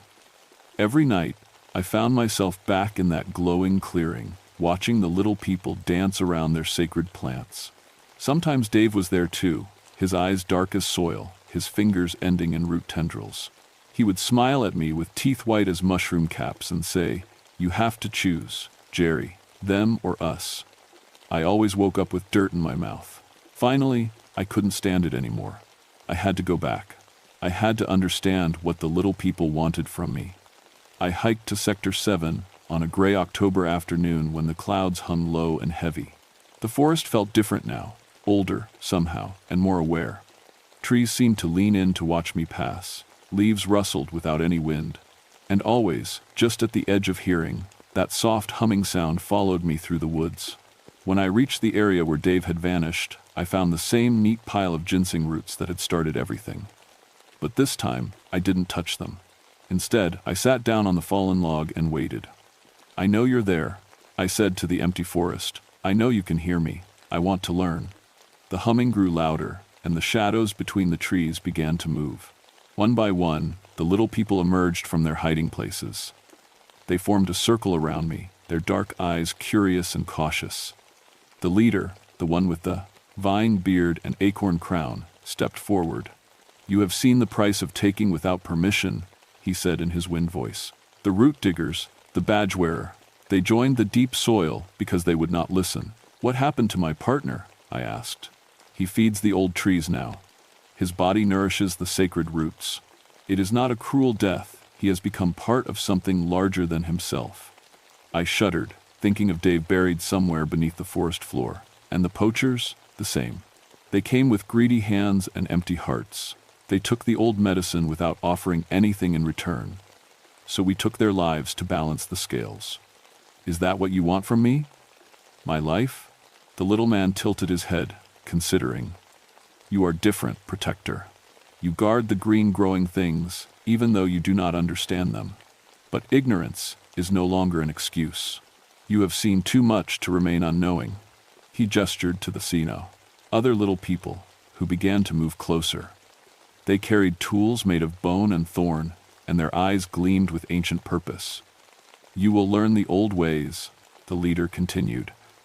"You will become a true guardian of the sacred plants, or you will join your friends in the deep soil."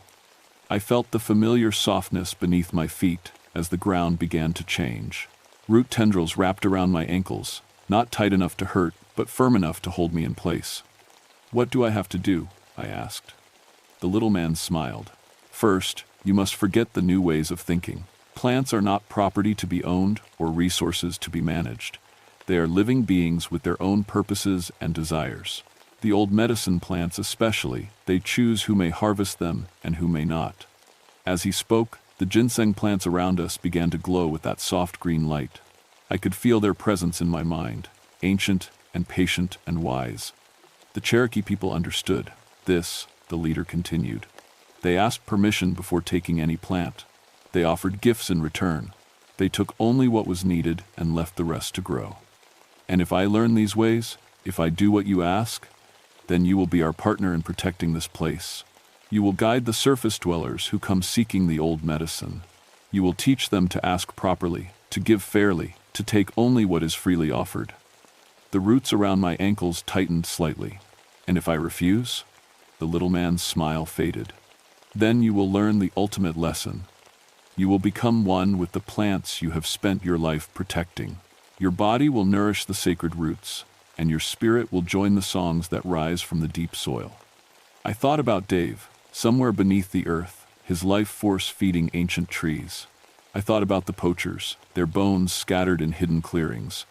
I thought about Tom, whose hat still sat on my truck's dashboard. How do I know you won't kill me anyway? I asked. Because killing is not our purpose, the leader said. We are gardeners, not hunters. We tend the sacred plants and keep the balance. Death comes only to those who threaten what we protect. Around us, the little people began to hum their ancient songs. The sound rose from the earth itself, carried through root networks that connected every plant in the forest. I felt it in my bones, in my blood, in the spaces between my thoughts.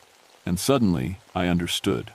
The forest wasn't just a collection of trees and plants, it was a single living organism, with the little people as its nervous system and the sacred plants as its heart.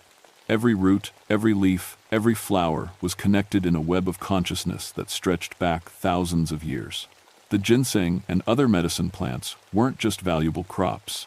They were the memory keepers of this ancient network. They held the accumulated wisdom of countless generations, the secrets of healing and growth and renewal. And humans had been taking them without permission, severing connections, damaging the network, stealing memories that could never be replaced. I understand now, I whispered. The little man nodded. Then you will help us protect what remains? I felt the weight of the choice settling on my shoulders. Everything I'd believed about my job, about conservation, about the relationship between humans and nature, all of it had to change. But looking into those dark, ancient eyes, I knew there was only one answer I could give. Yes, I said, I'll help you. The roots around my ankles loosened, and the little people smiled. Their humming grew louder, more joyful, and the ginseng plants blazed with green light. Then let the teaching begin, the leader said. That was 45 years ago. I'm an old man now, gray-haired and bent with age, but I still patrol these mountains. Officially, I retired from the Forest Service in 1995.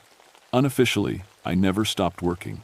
The little people, the Yunwi Tsunsti, as the Cherokee call them, taught me things no forestry school ever dreamed of. How to read the language of root networks. How to sense the health of a forest through the songs rising from its soil. How to know which plants are willing to be harvested and which must be left to grow. Most importantly, they taught me how to guide others. People still come looking for ginseng in these mountains. Some are just greedy, hoping to make quick money from ancient roots. Those ones, well, let's just say the forest takes care of itself. But others come seeking genuine healing, following old traditions passed down through generations. Those people, I help. I teach them the proper ceremonies, the words of asking, the gifts that must be offered. I show them how to recognize a willing plant from one that must be left alone. I make sure they understand that taking medicine from the earth means entering into a relationship, not just making a purchase. Some people think I'm crazy. The new rangers whisper about old Jerry, who talks to plants and leaves offerings of tobacco and cornmeal in the woods. They humor me because I know these mountains better than anyone else alive, but they don't really believe.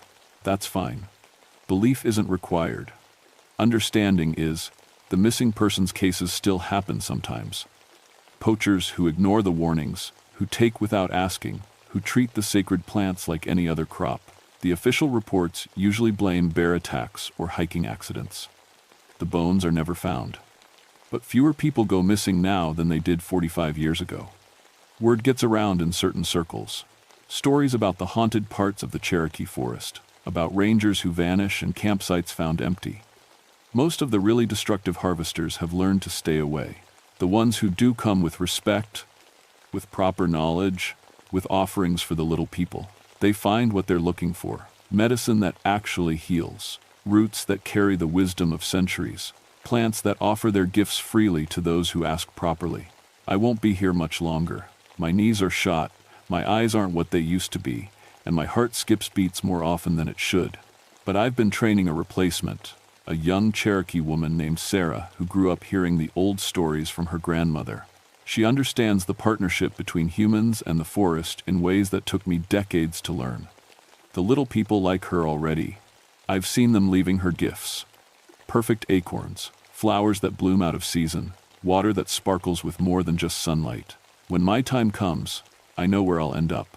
Beneath the sacred trees, feeding the ancient roots, adding my voice to the songs that rise from the deep soil. It's not a death I fear, it's a homecoming. Sometimes, on quiet evenings when the light slants golden through the leaves, I can hear them all singing together. Dave and Tom and all the others who found their way into the network. Their voices blend with the Yunwi-tsunsti's humming and the whisper of growing plants. They're not gone, they're transformed, made part of something larger and older and more beautiful than any single human life. And when I join them, I'll finally understand the deepest secrets of the forest. I'll know every root and leaf by name. I'll feel the pulse of sap rising in spring and the slow dreams of winter dormancy. Until then, I keep walking these trails. I keep teaching those who are willing to learn. I keep the balance between the human world and the green kingdom that surrounds us all. Because some things are more important than individual lives. Some partnerships are worth any sacrifice, and the sacred plants must be protected, no matter the cost.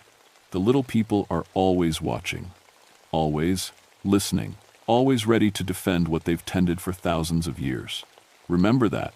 If you ever find yourself in these mountains, with a shovel in your hand and greed in your heart, remember that the forest has guardians, and they do not forgive those who take without asking. The old medicine plants are not for sale. They never were. They belong to the earth, and the earth remembers everything.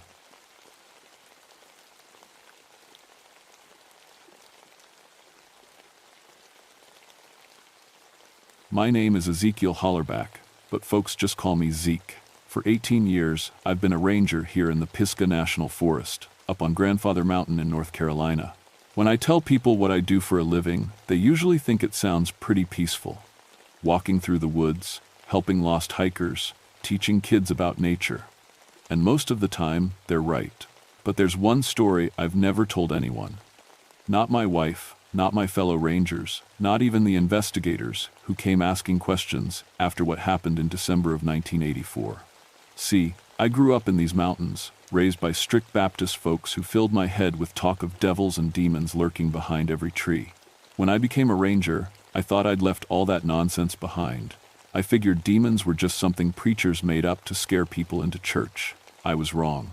Grandfather Mountain rises 5,946 feet above sea level, and she's got a reputation for mean weather. In winter, the temperature can drop to 20 below, and the wind up there will knock you flat on your back if you're not careful. I've been caught in 12 major storms on that mountain, and I know every shelter and escape route like the back of my hand. After 18 years of leading wilderness education programs and rescue operations, there isn't much that scares me anymore, or so I thought. It was December 15th, 1984, and we were getting hit with one of the worst blizzards I'd ever seen. The Weather Service was calling for temperatures to drop to 10 below, with winds up to 60 miles per hour.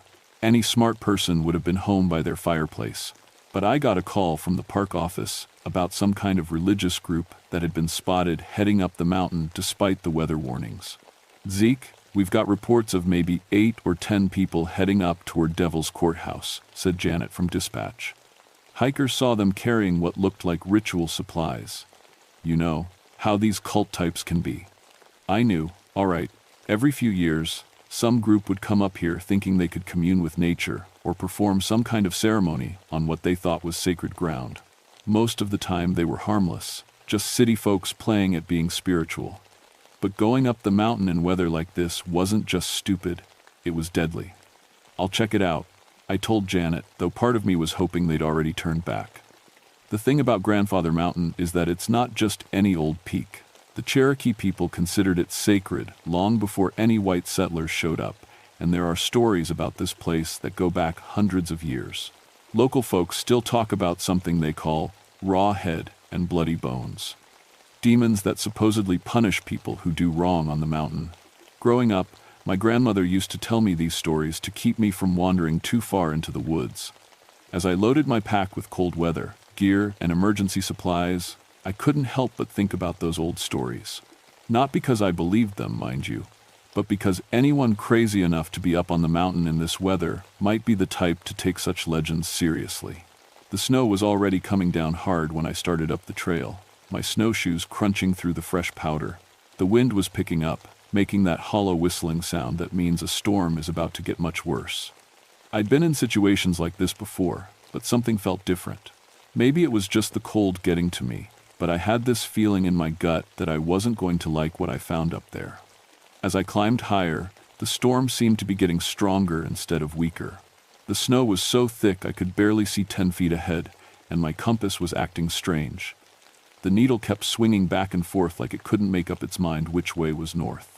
I figured it was just the cold affecting the mechanism, but it made me uneasy.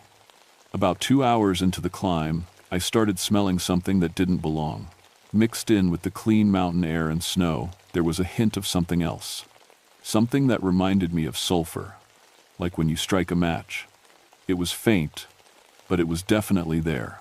I stopped and checked my equipment, thinking maybe something was wrong with my gear, but everything looked normal. That's when I heard the singing. The sound was coming from somewhere up ahead, carried on the wind like a whisper. At first, I thought it might just be the storm playing tricks on my ears. Wind through the trees can sound like voices sometimes. But as I got closer, there was no doubt about it. Someone was singing hymns up there in the blizzard. I followed the sound for another half hour, my legs burning from pushing through the deepening snow. The sulfur smell was getting stronger, and now there was something else mixed in with it, something that reminded me of burned meat. My radio crackled with static every few minutes, but I couldn't raise anyone back at the office. The storm was blocking everything. Finally, I saw a light ahead through the trees.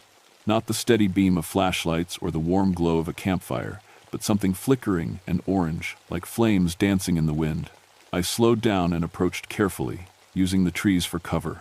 What I found didn't make any sense. There was a clearing ahead, maybe 30 feet across, and it was completely free of snow. The ground was bare and dark, and I could see steam rising from it like it was warm. Around the edges of the clearing, someone had arranged stones in a circle, and inside that circle, 10 people in white robes were kneeling in the snow, except they weren't in snow, because the ground around them was clear and dry. In the center of the circle, a man who looked like their leader was holding up a cross and shouting something I couldn't quite make out over the wind. Behind him, a pile of wood was burning, even though it should have been impossible to keep a fire going in this storm. I stayed hidden behind a big pine tree and watched, trying to figure out what exactly I was looking at. These people were definitely not prepared for mountain weather. Their robes looked thin, and I didn't see any proper cold weather gear. But somehow, they didn't seem bothered by the cold at all. The leader, a tall man with gray hair and wild eyes, raised his voice louder. Now I could make out what he was saying. "We call upon the demons of this unholy place. Come forth and face the power of the Lord." My blood went cold, and not just from the weather. These weren't just some harmless nature worshippers. They were actively trying to provoke something, and if they believed the old stories about this mountain, they might actually be dangerous, if not to any demons, then certainly to themselves. I was about to step into the clearing and put a stop to this nonsense when the leader suddenly screamed. Not a scream of fear or pain, but something else, something that sounded almost like triumph. He threw his arms wide, and the fire behind him flared up so bright it hurt my eyes. For a moment, the entire clearing was lit up like daylight, and I could see everything clearly. That's when I noticed that 3 of the people kneeling in the circle weren't moving. I stepped out from behind the tree. "Hey," I shouted. "This is a restricted area. You need to come with me right now." The leader spun around to face me, and I got my first good look at his face. His eyes were completely black, not just the pupils, but the whole eye, like someone had filled them with ink. He smiled, showing teeth that looked too sharp, and when he spoke, his voice didn't sound quite human. "The mountain has sent us a witness," he said, and his words seemed to echo even though we were out in the open air. I pulled out my radio and tried to call for backup, but all I got was static that sounded almost like screaming. The other robed figures were starting to stand up, all except for those three who still weren't moving. As they turned toward me, I could see that their eyes were the same impossible black as their leaders. "You need to leave this mountain," the leader continued, taking a step toward me. "This is holy work, and we will not be stopped by some godless park ranger. The only thing you need to do is come with me before you all freeze to death," I said, trying to keep my voice steady. "This storm is getting worse, and you're not equipped for it." The leader laughed, a sound like breaking glass. "We are protected by powers you cannot understand." That's when I looked down and saw what was wrong with the three kneeling figures. They weren't just unconscious, they were dead. Their skin was black and charred, like they'd been burned from the inside out. But there was no smell of burned flesh, only that sulfur stench getting stronger by the minute. I reached for the gun on my belt, not because I thought these people were supernatural, but because they were clearly dangerous fanatics who had already killed three of their own group. But before I could draw it, the ground beneath my feet started to get warm. Not just warm, hot. Hot enough that I could feel it through my insulated boots. I stepped back quickly, and the leader smiled wider. "The mountain is waking up, Ranger. And it's hungry." Behind him, the fire suddenly went out, plunging us into darkness. But the clearing didn't get dark. Somehow, the ground itself was starting to glow with a dim red light, like coals in a fireplace. That's when I heard my partner Whitfield calling my name from somewhere in the woods behind me. "Zeke, where are you? I got your location from dispatch." I turned toward his voice, relief flooding through me. Whitfield was a good man and an experienced ranger. Between the two of us, we could handle this situation and get these people off the mountain before they hurt anyone else. "Over here," I called back. "And call for backup. We've got a situation." But when I turned back toward the clearing, the robed figures were gone. All of them, including the three dead ones. The only thing left was a circle of burned ground and that sulfur smell hanging in the air. Whitfield crashed through the trees a moment later, breathing hard and covered in snow. "What's going on up here?" he asked. "I've been getting weird readings on all my equipment, and the radio's been nothing but static." I opened my mouth to tell him about the cult members, but the words died in my throat. Because there, in the snow where the three dead bodies had been lying, were three perfect scorch marks in the shape of human forms. "We need to get off this mountain," I told Whitfield, my voice shaking more than I wanted to admit. "There's something seriously wrong up div." Whitfield looked around the clearing, his flashlight beam playing over the burned ground. "What happened here? Looks like someone had a bonfire, but..." He trailed off as his light found the scorch marks in the snow. "There were people here," I said. "Some kind of religious cult. They were doing some kind of ritual, and three of them died. But when you showed up, they all just vanished." Whitfield gave me a look that said he thought the cold was getting to me.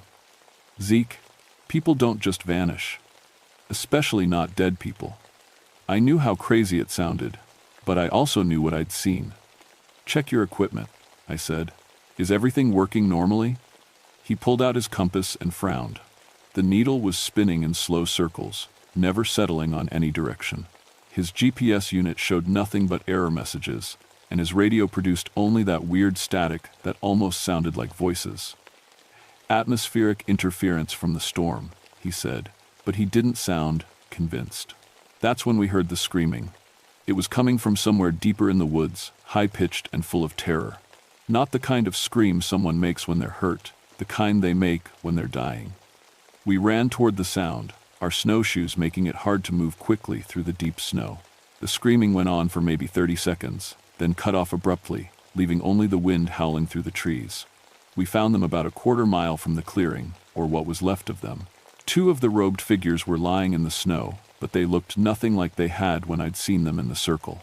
Their bodies were twisted and broken, like something had picked them up and thrown them against the trees. But that wasn't the worst part. The worst part was that they looked like they'd been partially eaten. "Jesus Christ," Whitfield whispered, his flashlight beam shaking as he played it over the bodies. "What could have done this? A bear?" But I knew it wasn't a bear. Bears were hibernating this time of year, and besides, no animal I knew of would leave claw marks that looked like they'd been made by something with hands instead of paws. "We need to call this in," Whitfield said, reaching for his radio. But before he could key the mic, we heard something moving in the trees around us. It wasn't the sound of footsteps in snow, or even the sound of an animal moving through the brush. It was more like something sliding along the ground, accompanied by a low clicking noise that reminded me of claws on stone. "Back to back," I whispered, and we pressed ourselves together, our flashlights pointed outward in different directions. The sliding sound moved in a circle around us, staying just outside the reach of our lights. Whatever was out there, it was big enough to move branches aside as it passed, and smart enough to stay hidden. Then Whitfield made a sound I'll never forget, a gasp of pure terror that came from somewhere deep in his chest. I spun around to see what he was looking at, and my light caught a glimpse of something that shouldn't exist. It was tall, maybe 8 feet, and so thin it looked like a skeleton with skin stretched over it. Its head was wrong, too long, with a crown of what looked like animal bones sticking out in all directions. And its eyes. Its eyes were like looking into a furnace. The thing let out a sound that was part roar and part scream, and then it was gone, vanishing back into the darkness so quickly I almost wondered if I'd seen it at all. "Did you see that?" Whitfield asked, his voice barely a whisper. "Yeah," I said. "I saw it." We stood there for maybe 5 minutes, listening to the wind and waiting for our hearts to stop pounding. Nothing moved in the trees around us, and the only sounds were natural forest noises mixed with the storm. "We need to get out of here," Whitfield finally said. "Whatever that thing was, we're not equipped to deal with it." I couldn't have agreed more. But as we started to head back down the mountain, Whitfield suddenly stopped and grabbed my arm. "Zeke," he said, and his voice sounded strange. "Do you hear that?" I listened, straining my ears against the wind. At first, I didn't hear anything unusual. Then, gradually, I became aware of a low humming sound, almost like singing, coming from somewhere below us on the trail. "It's them," I said. "The cult members. They're still out here." But as we got closer to the sound, I realized it wasn't coming from human throats. The humming was too low, too resonant, like it was coming from something much larger than a person. And mixed in with it was another sound, the scraping of claws on stone. "Whitfield," I said, turning to my partner, "we need to." But Whitfield wasn't there anymore. I spun around, my flashlight beam cutting through the snow, but I was alone on the trail. He couldn't have just wandered off. We'd been standing right next to each other. "Whitfield," I called out, but my voice was swallowed by the wind. That's when I heard him scream. The sound was coming from below me, down in a ravine that dropped off from the side of the trail. I scrambled to the edge and pointed my light down, trying to see what had happened to him. Whitfield was about 20 feet down, lying in the snow at the bottom of the ravine. But he wasn't alone. 3 figures in white robes were standing over him, and even from this distance, I could see that their eyes were that same impossible black I'd seen before. "Get away from him," I shouted, and started looking for a way down into the ravine. But as I watched, something began to happen to Whitfield. He was standing up, slowly and stiffly, like someone learning to walk for the first time.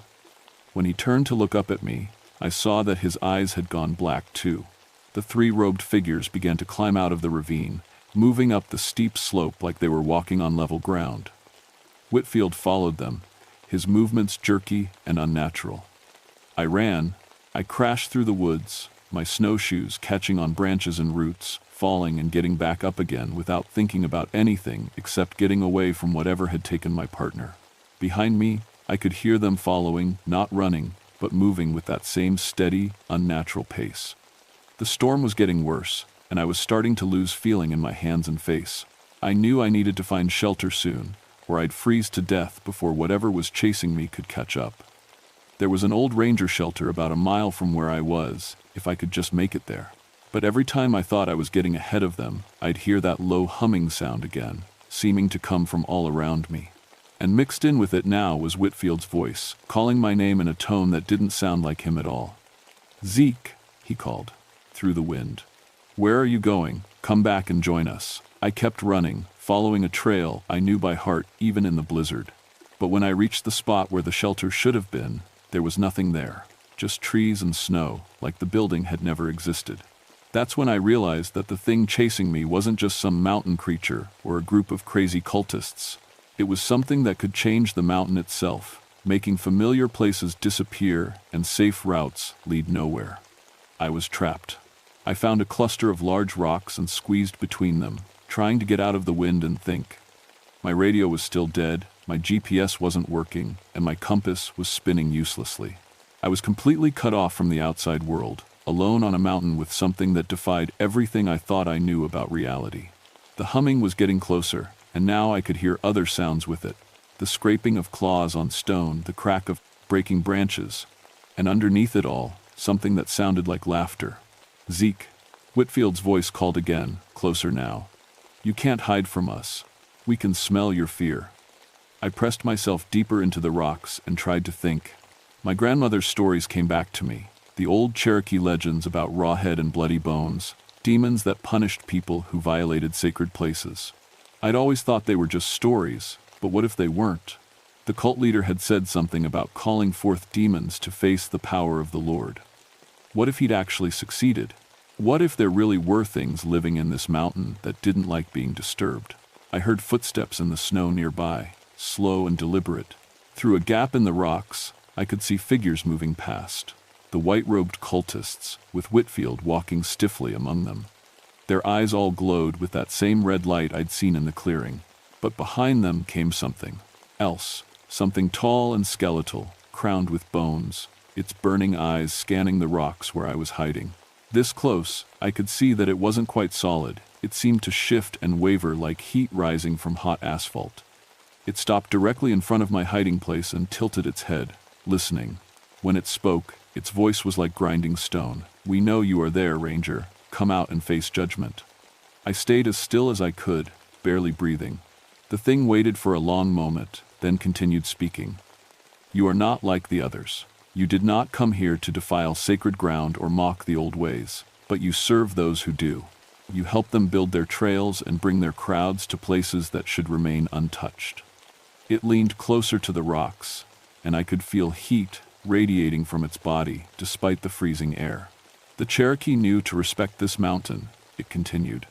"They understood that some places are not meant for human feet. But your people have forgotten.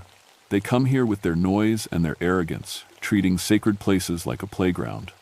I realized that this thing, whatever it was, wasn't just randomly killing people. It was acting as some kind of guardian, protecting the mountain from those it saw as invaders. The cult members had made themselves targets by actively trying to provoke it. But I was guilty of something different, helping others access places that maybe should have been left alone. "I understand," I whispered, though I wasn't sure if I really did. The creature went silent for a moment, then made a sound that might have been surprise. "You understand? Then you know why they must be punished." Through the gap in the rocks, I watched as the white-robed figures arranged themselves in a circle again.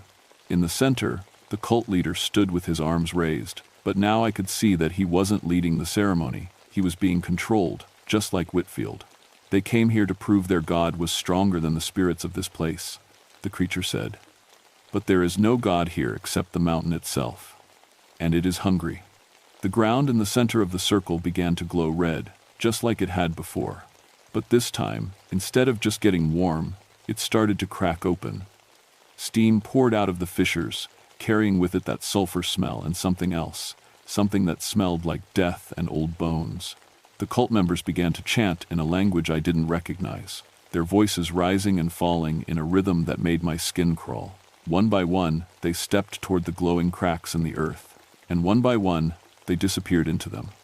Whitfield was the last one left, standing at the edge of the glowing pit with that empty expression on his face. He turned to look directly at my hiding place, and for a moment, his eyes cleared. He looked like himself again, confused and terrified. "Zeke," he said, his voice barely audible over the wind. "Help me." But before I could move, the creature placed one skeletal hand on Whitfield's shoulder, and he stepped forward into the pit. The earth closed over him with a sound like thunder. The creature turned back toward my hiding place, and I thought for sure I was next.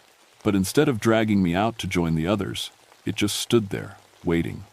Finally, I crawled out from between the rocks and stood facing it. Up close, I could see that it was even more disturbing than I'd thought. Its bones were actually made of what looked like mountain stone, and the crown on its head was fashioned from the skulls of animals I couldn't identify. "You may leave," it said. "But remember what you have seen here. Remember that some places are not meant for human feet." I nodded. not trusting myself to speak. The creature began to fade, becoming translucent and then disappearing entirely. The storm started to die down, and my equipment began working again. My compass pointed north. My GPS showed my location, and my radio crackled to life with Janet's voice from dispatch. "Zeke, are you okay? We lost contact with you hours ago." I looked around at the clearing, which now showed no sign that anything unusual had happened. The snow was smooth and undisturbed, and there was no trace of the burned ground or the pit that had swallowed the cult members. "I'm fine," I told Janet, though I wasn't sure that was true. False alarm on the cult thing. Must have been just some hikers who turned back when the storm hit. I never told anyone what really happened on Grandfather Mountain that night.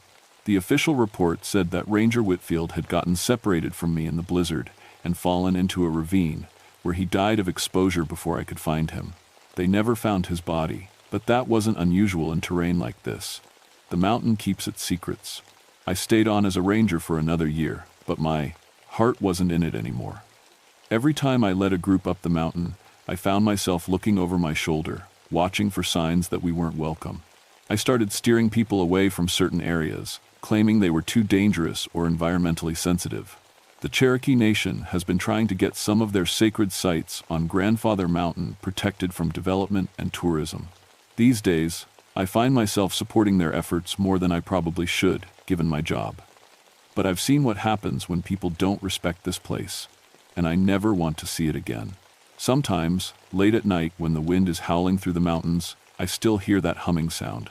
And sometimes, I catch a glimpse of something tall and skeletal, moving between the trees, just at the edge of my vision. The mountain is still hungry, and it's still watching. I retired from the Ranger Service in 1985 and moved down to the valley, but I never left the area entirely. I couldn't. Something about that night changed me, made me understand that there are things in this world that are bigger and older than anything we can imagine. The Cherokee were right to respect this mountain. Some places are sacred not because people decide they are, but because they really are different from everywhere else. And some guardians don't wear uniforms or carry badges. They wear crowns of bone and have eyes like burning coals. I'm telling this story now because I'm old, and because I hear they're planning to expand the trail system up toward Devil's Courthouse again. I want people to know that if you're thinking of visiting Grandfather Mountain, you should remember to show respect. Don't leave trash, don't disturb the wildlife, and for God's sake, don't try to perform any kind of religious ceremonies up there. The mountain is listening, and it has a very long memory. And if you ever find yourself on that mountain and you start to smell sulfur, or you hear humming that doesn't sound quite human, or your equipment starts acting strange, turn around and leave immediately.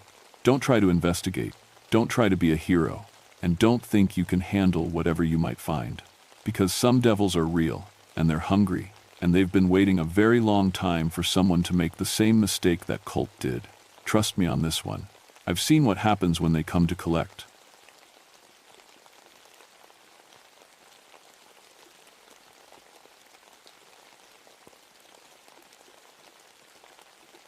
My name is Augustus Piedmont, but everyone calls me Gus.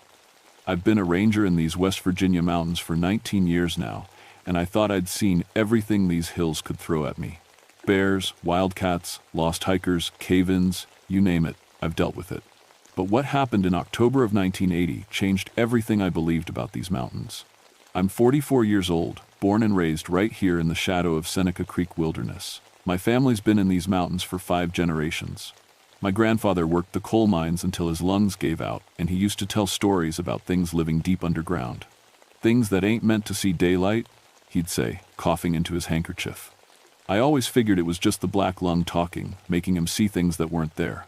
The Seneca Creek Wilderness covers 16,000 acres of some of the most beautiful and dangerous country you'll ever see. Thick forests, rocky cliffs, and more caves than anyone's ever counted. I know every trail marker, every hidden spring, every cave entrance in 200 square miles of this country. In 19 years, I've rescued 47 people from these mountains. I'm certified in cave rescue, technical rope work, the whole deal. October 1980 was colder than usual. We'd already had our first snow, and the temperatures were dropping to 20 degrees at night. The leaves had turned brilliant orange and red, but they were falling fast. Winter was coming early, and everyone could feel it. That's when the call came in about 3 missing cavers. They were experienced guys. Dr. James Holloway, a geology professor from the university, his graduate student Mike Chen, and a local caver named Tommy Briggs, who knew these systems better than most. They'd gone into Devil's Throat cave system 3 days earlier and never came out. Their truck was still parked at the trailhead, covered in frost. Devil's Throat is no joke. It's a complex limestone cave system that goes down over 300 feet in some places. The Cherokee used to consider it sacred, called it a gateway to the world of the Nunehai, immortal spirits that lived underground. My grandfather always said the Cherokee knew things we'd forgotten. I gathered my rescue team at first light. There was me, Ranger Frank McNeil, and 2 volunteers from the county rescue squad. We loaded up our gear: Petzl headlamps, 11mm static rope, figure-8 descenders, first aid supplies, emergency radios, standard cave rescue protocol. I'd done this dozens of times before. The hike to Devil's Throat takes about 2 hours through rough country. No roads get you close. You have to walk the whole way. The cave entrance sits in a narrow valley where the radio doesn't work too well. Cell phones were just starting to become common, but they didn't work out here at all. If something went wrong, we'd be on our own until we could hike back to higher ground. As we approached the cave entrance, I noticed something that made my skin crawl. It was too quiet. No birds, no squirrels, nothing. Even the wind seemed muted. Frank noticed it too.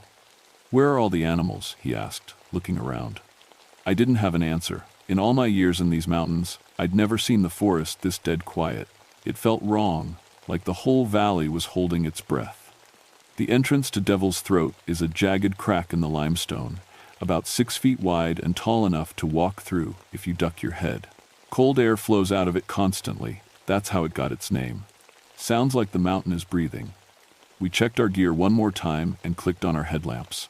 The beams cut through the darkness, showing smooth limestone walls carved by thousands of years of water flow. Everything looked normal, exactly like it should. But as we stepped into that cave, I felt something I'd never felt before in 19 years of mountain rescue. Something was watching us, something that didn't want us there. I should have turned around right then. Should have called for backup, waited for more experienced cavers, something. But 3 men were missing, and it was my job to find them. So we went deeper into the darkness, following the main passage as it sloped downward into the heart of the mountain. Our footsteps echoed strangely, like the cave was much bigger than it looked. The air smelled wrong too. Not just the usual limestone and bat guano smell you get in caves. There was something else, something old and rotten. 50 feet in, Frank's radio crackled with static. "Base camp, this is McNeil. We're entering the cave system now. We'll check in every 30 minutes. Only static came back. "Probably the limestone blocking the signal," I said, but I could hear the doubt in my own voice. We were nowhere near deep enough for the radio to fail. That should have been our second warning. But we kept going, deeper into Devil's Throat, following the trail of 3 missing men who were probably already dead. We just didn't know what had killed them yet. The main passage of Devil's Throat Cave runs straight for about 200 feet before it opens up into a large chamber called the Cathedral. The missing cavers' route plan showed they were heading there first, so that's where we went. As we walked deeper, our headlamp beams danced across walls covered in flowstone formations that looked like frozen waterfalls. The cave was beautiful in that eerie way. Limestone caves always are. But something felt off. The formations seemed too smooth, too perfect. Almost like they'd been carved by hand instead of shaped by water over millions of years. "Gus," Frank called from behind me, "look at this." I turned around and saw him kneeling next to a pile of rocks that definitely hadn't been there when I'd last surveyed this cave 6 months ago. The rocks were arranged in a perfect circle, each one exactly the same size. In the center was a stick figure made from what looked like leg bones. "That's weird," I said, but I was thinking something a lot stronger. Maybe the geology class left it as some kind of marker. Frank shook his head. "Dr. Holloway's not the type to mess around like this. Guy's all business." He was right. I'd worked with Holloway before on cave mapping projects. The man was serious as cancer about following proper cave etiquette. Leave nothing but footprints, take nothing but pictures. We kept moving toward the cathedral, but now I was paying closer attention to our surroundings. Every few yards, we found more of those rock circles. Always perfect, always with bones in the center. The bones looked old, stained dark by mineral deposits, but some of them looked fresh too. "Frank, how cold is it in here?" He checked his thermometer. 38 degrees. That's about 10 degrees colder than it should be. Caves maintain a constant temperature year-round, usually matching the average surface temperature of the area. In October, Devil's Throat should have been around 48 degrees. The fact that it was colder meant something was wrong with the cave's normal air circulation. We reached the cathedral 20 minutes after entering the cave. It's a massive chamber, maybe 60 feet across and 40 feet high. Normally, our headlamps would barely reach the far walls. But tonight, the darkness seemed thicker somehow. Our light beams only penetrated about 10 feet before being swallowed up completely. "Jesus," Frank whispered, "it's like the dark is eating our lights." That's when we found the first piece of gear. Dr. Holloway's backpack was sitting in the exact center of the chamber, perfectly upright like someone had carefully placed it there. His headlamp lay next to it, the lens cracked but the bulb still intact. The pack had been emptied and all the contents arranged in neat lines around it. Food, rope, first aid supplies, notebooks, everything organized with mathematical precision. "This isn't right," I said, kneeling down to examine the arrangement. If they were in trouble, they wouldn't have stopped to organize their gear like this. Frank was checking the perimeter of the chamber with his light. "Gus, you need to see this."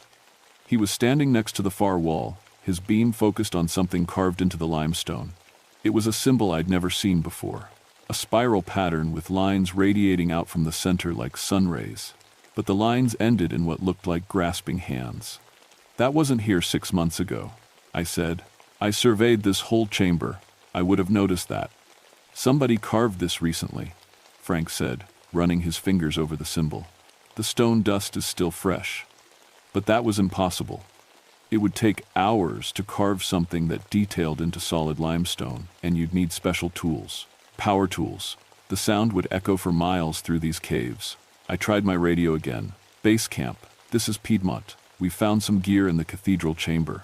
No sign of the missing cavers yet. Please respond." Nothing but static. "We're not that deep," Frank said. "Radio should work fine." I was starting to get a bad feeling about this whole rescue operation. The cold temperature, the strange rock arrangements, the carved symbol, the radio failure. None of it made sense individually, but together it painted a picture I didn't want to see. We decided to push deeper into the cave system. According to the missing cavers' route plan, they were heading for a passage called the Narrows that led to the lower levels. We found the entrance easily enough, a crack in the cathedral's back wall just wide enough for one person to squeeze through. I went first, with Frank right behind me. The Narrows is about 30 feet long and forces you to crawl on your hands and knees. It's not dangerous if you're careful, but it's not pleasant either. Halfway through, I started hearing something that made my blood freeze. Voices, coming from somewhere ahead of us in the cave. I stopped crawling and held up a hand for Frank to be quiet. We both listened. "Help us, please. Someone help us." The voices were weak, distant, but definitely human. Multiple people calling for help. My rescue training kicked in immediately. "Frank, do you hear that?" "Yeah, sounds like they're in the lower chamber." We crawled faster through the Narrows and emerged into another large room. This one was smaller than the cathedral, maybe 30 feet across. Our headlamps swept the chamber, looking for the missing cavers. Nothing. The chamber was empty, but we could still hear the voices. They seemed to be coming from everywhere at once. The walls, the ceiling, the floor. Like the cave itself was calling for help. "That's impossible," Frank said. "Sound doesn't work that way in caves." I knew he was right. Sound in caves follows the passages. It doesn't come from solid rock. But I was hearing voices coming from directions where there were no passages at all. Then Frank grabbed my arm. "Gus, look at the floor." I pointed my headlamp down and felt my stomach drop. The cave floor was covered in a thin layer of limestone dust, perfect for showing footprints. There were prints everywhere, boot prints from the missing cavers, heading in all directions around the chamber. But the prints didn't make any sense. Some of them led to solid walls and just stopped. Others seemed to start in the middle of the chamber, with no trail leading to them. One set of prints walked in a perfect circle 10 times, then vanished in the center of the circle. "People can't walk through walls," Frank said, but his voice was shaking. That's when the temperature dropped another 10 degrees in about 30 seconds. Our breath started, showing in the beam of our headlamps, and the voices got louder. "Help us. Trapped. Can't get out. Something down here. God, help us." The voices were clearer now, and I recognized one of them, Dr. Holloway. But he sounded terrified, desperate, not like the calm, professional man I knew. "Where are they?" Frank whispered. I didn't answer because I was starting to understand something that my rational mind refused to accept. The voices weren't coming from somewhere else in the cave. They were coming from the stone itself, from inside the mountain. And if that was true, then the missing cavers weren't lost. They were trapped inside the rock, somehow still alive, calling for help from inside solid limestone, which was impossible. But impossible things were happening all around us. That's when we heard Frank's name being called from deeper in the cave system. His name, in his own voice, echoing up from passages we hadn't explored yet. "Frank, Frank, McNeil. Come down here, Frank. We need help." Frank looked at me with wide eyes. "That's my voice," he whispered. "That's my own voice calling my name." I made a decision right then that probably saved both our lives. We're leaving. Now. But as we turned to head back through the Narrows, we heard something that stopped us cold. My voice, echoing from the passage behind us. "Frank, come back. Don't leave me. Frank, I'm hurt. I need help." We were hearing ourselves calling to each other from opposite directions. Our own voices, begging for help from places we'd never been. Something in Devil's Throat Cave was learning to imitate us. And if it could copy our voices, what else could it do? We ran back through the Narrows faster than was safe, scraping our backs on the limestone ceiling and tearing our jackets on the rough walls. Behind us, our own voices kept calling, begging us to come back, promising help was coming. But ahead of us, from the cathedral chamber, we could hear Dr. Holloway screaming. Not calling for help anymore, screaming in pure terror. We burst out of the Narrows and into the cathedral, headlamps swinging wildly as we searched for the source of the screaming. The sound was incredibly loud now, echoing off the walls until it became a chorus of agony. But the chamber was still empty. "Where is he?" Frank shouted over the noise. The screaming suddenly stopped, complete silence. Even our breathing seemed loud in the sudden quiet. Then we saw movement along the far wall. The limestone was flowing like water. The solid rock wall was shifting and moving, forming shapes and patterns that hurt to look at. For just a moment, I could swear I saw a human figure pressed against the inside of the stone, mouth open in a silent scream, hands pushing against the rock from the inside. Dr. Holloway, trapped inside the wall, somehow still alive. "That's not possible," Frank whispered, but he was, backing toward the cave entrance as he said it. The rock kept flowing, and more figures appeared. Mike Chen, the graduate student, Tommy Briggs, the local caver, all of them trapped inside the limestone, all of them moving slowly like they were swimming through solid rock. Then the wall went still again, looking like normal limestone, like nothing had happened. "We need to get out of here," I said. "Right now." But Frank wasn't listening. He was staring at something behind me. I turned around and saw that the neat arrangement of Dr. Holloway's gear had changed. The items were now arranged in the shape of that same spiral symbol we'd seen carved on the wall. And in the center, where the backpack had been, was something that made my mouth go dry. Bones. Human bones. Fresh ones. A skull sat on top of a rib cage, with arm and leg bones arranged around it in a perfect pattern. The bones were clean but still had bits of tissue clinging to them, still wet. "Frank, we're leaving right now." But when I turned to look at him, Frank was gone. "Frank, Frank." My voice echoed through the chamber, but there was no answer. I swept my headlamp around the cathedral, searching every corner. He had been right behind me 30 seconds ago. There was nowhere for him to go, no passage he could have taken without me seeing him. He had simply vanished. I was alone in Devil's Throat Cave with something that could make people disappear and trap them inside solid rock. Something that could imitate our voices and arrange human bones like decorations. I started backing toward the cave entrance, keeping my headlamp pointed into the chamber.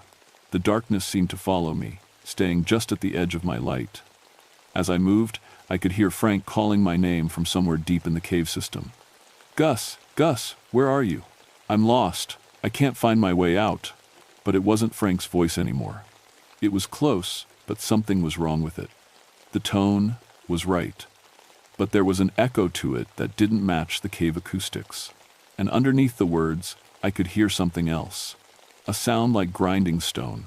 I kept backing up, but the entrance passage seemed longer than it should be. I'd walked this cave dozens of times. The cathedral was only 200 feet from the entrance. But I'd been walking for 10 minutes and still hadn't reached the way out. The passage walls were changing too. The smooth limestone was becoming rougher, covered in formations that looked almost like faces. Human faces pressed into the rock, mouths open in silent screams. My grandfather's voice echoed in my memory. "Things in the deep that ain't meant to see daylight." I stopped walking and really looked at one of the wall formations. It was a face. A human face, carved in perfect detail. The features were contorted in terror, but I recognized them. Tommy Briggs. The local caver who'd gone missing 3 days ago. His face was part of the cave wall now, limestone flowing around his features like he'd been pushed into wet concrete that had hardened around him. But his eyes were moving. They tracked my movement as I walked past. The whole wall was covered in faces, dozens of them, people who had been trapped in the rock, somehow still conscious, still aware, still suffering. I ran. I sprinted down the passage, no longer caring about cave safety protocols. My headlamp beam bounced wildly as I ran, showing me more faces in the walls, more impossible sights. The passage twisted and turned in ways I didn't remember. Passages branched off in directions that shouldn't exist. Behind me, I could hear something moving, something large. The sound of stone grinding against stone, like boulders rolling down a mountainside, but it was rhythmic, purposeful. Something was chasing me. I glanced back and saw my worst nightmare. A figure made of living limestone was flowing down the passage behind me, 7 feet tall, roughly human in shape, but constantly shifting and changing. Where its face should be, there was just a dark void filled with the screaming voices of everyone it had taken. "Doctor." Holloway's voice. "Run, Gus, don't let it catch you." Mike Chen's voice. "It's been here for centuries. It feeds on us." Tommy Briggs' voice. The Cherokee were right. They were trying to warn us. All the voices were coming from the thing chasing me. All the people it had trapped were still conscious inside it, still trying to help, still trying to warn others. I ran harder than I'd ever run in my life. The entrance had to be close. It had to be. But when I finally saw light ahead, it wasn't the cave entrance. It was another chamber, one I'd never seen before. And standing in the center of it was Frank. "Gus, thank God you're okay. I've been looking everywhere for you." I stopped running and raised my headlamp to look at him. Frank looked normal, exactly like he should. His gear was intact, his headlamp was working. He seemed calm and rational. But Frank had been wearing a blue jacket when we entered the cave. Now he was wearing red. "Frank, what happened to your jacket?" "Well," he looked down at himself, confused. "What do you mean? I've been wearing this jacket all day." The grinding sound was getting closer. Whatever was chasing me would be here soon. "Frank, we need to get out of here right now. There's something in this cave, something that's been taking people." He smiled, but the smile was wrong. Too wide. Too many teeth. "I know, Gus. It told me all about it. It's been waiting for you." Frank's face began to change. The features stayed the same, but they started to look like they were made of stone instead of flesh. His eyes became dark pits. Just like the thing that had been chasing me. The Frank thing reached out for me with hands that were becoming more like claws. I did the only thing I could think of. I remembered something my grandfather had taught me, something he'd learned from the Cherokee before the old ways were forgotten. I pulled out my pocket knife and cut my palm, letting the blood drip onto the cave floor while I spoke words in a language my grandfather had made me memorize. Even though I'd never understood what they meant, the Frank thing stopped reaching for me and let out a shriek that sounded like breaking stone. It started to dissolve, flowing back into the cave wall like water soaking into dry ground. But the real horror was just beginning, because I could hear Frank's real voice now, coming from inside the stone where the fake Frank had disappeared. "Gus. Oh God, Gus, it's got me. I'm in the rock. I can't move. Please help me." The Cherokee words had worked, but too late. Frank was already trapped, already becoming part of whatever lived in Devil's Throat Cave. And I was still alone, still lost, with something ancient and hungry closing in on me. The grinding sound was right behind me now. I turned around and saw it clearly for the first time. The cave demon. The thing the Cherokee had tried to warn everyone about. The thing my grandfather's people had known was down here, waiting in the deep places where humans weren't meant to go. It was beautiful and terrible at the same time.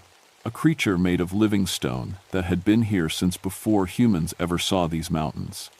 It had fed on whatever wandered into its domain for thousands of years. Animals, Native Americans, explorers, cavers, all of them became part of it, trapped in the limestone, conscious and screaming for eternity. And now it wanted me. The cave demon filled the chamber, flowing like liquid stone across the walls and ceiling. Up close, I could see that it wasn't just one creature.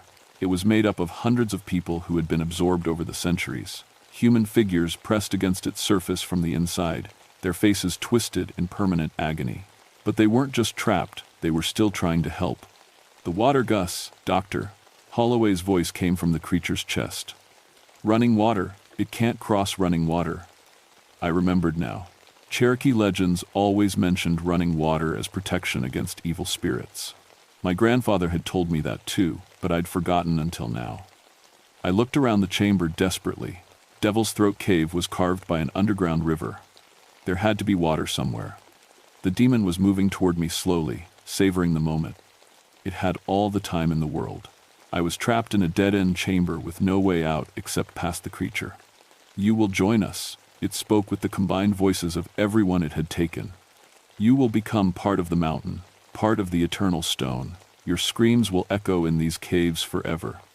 But then I heard something that gave me hope. The sound of running water, faint but getting stronger. Somewhere in this chamber, there, was an active stream. I moved my headlamp around the chamber walls, looking for the source of the sound. There, in the far corner, almost hidden behind a limestone formation, was a crack in the wall with water flowing out of it. The demon saw what I was looking at and moved faster, trying to cut me off. But I had 19 years of cave experience on my side. I knew how to move in tight spaces. I dove behind the limestone formation and found myself in a narrow passage with a stream running down the middle. The water was only about 6 inches deep, but it was flowing fast. And the demon couldn't follow me. It stood at the entrance to the passage, reaching toward me with arms of living stone, but it couldn't cross the running water. Every time it tried, the limestone would hiss and steam like acid was being poured on it. "This won't save you forever," it said with Frank's voice. "The water will stop flowing eventually. And we will wait. We have waited for centuries. We can wait longer." But I had an idea, a desperate, probably suicidal idea. I started following the stream deeper into the mountain. If this was an active water system, it had to lead somewhere. Maybe to the surface. Maybe to the main underground river that carved these caves. The passage was narrow, forcing me to crawl through the water on my hands and knees. But I could hear the demon following me along the dry passages that ran parallel to the stream. It was staying close, waiting for me to make a mistake. The stream led me deeper and deeper into the mountain, through passages I'd never seen before. Some of them opened up into larger chambers where I could stand and catch my breath. But the demon was always there, flowing along the walls just out of reach of the water. After what felt like hours, I heard something that made my heart race. The sound of rushing water up ahead. Lots of water. I was approaching the main underground river.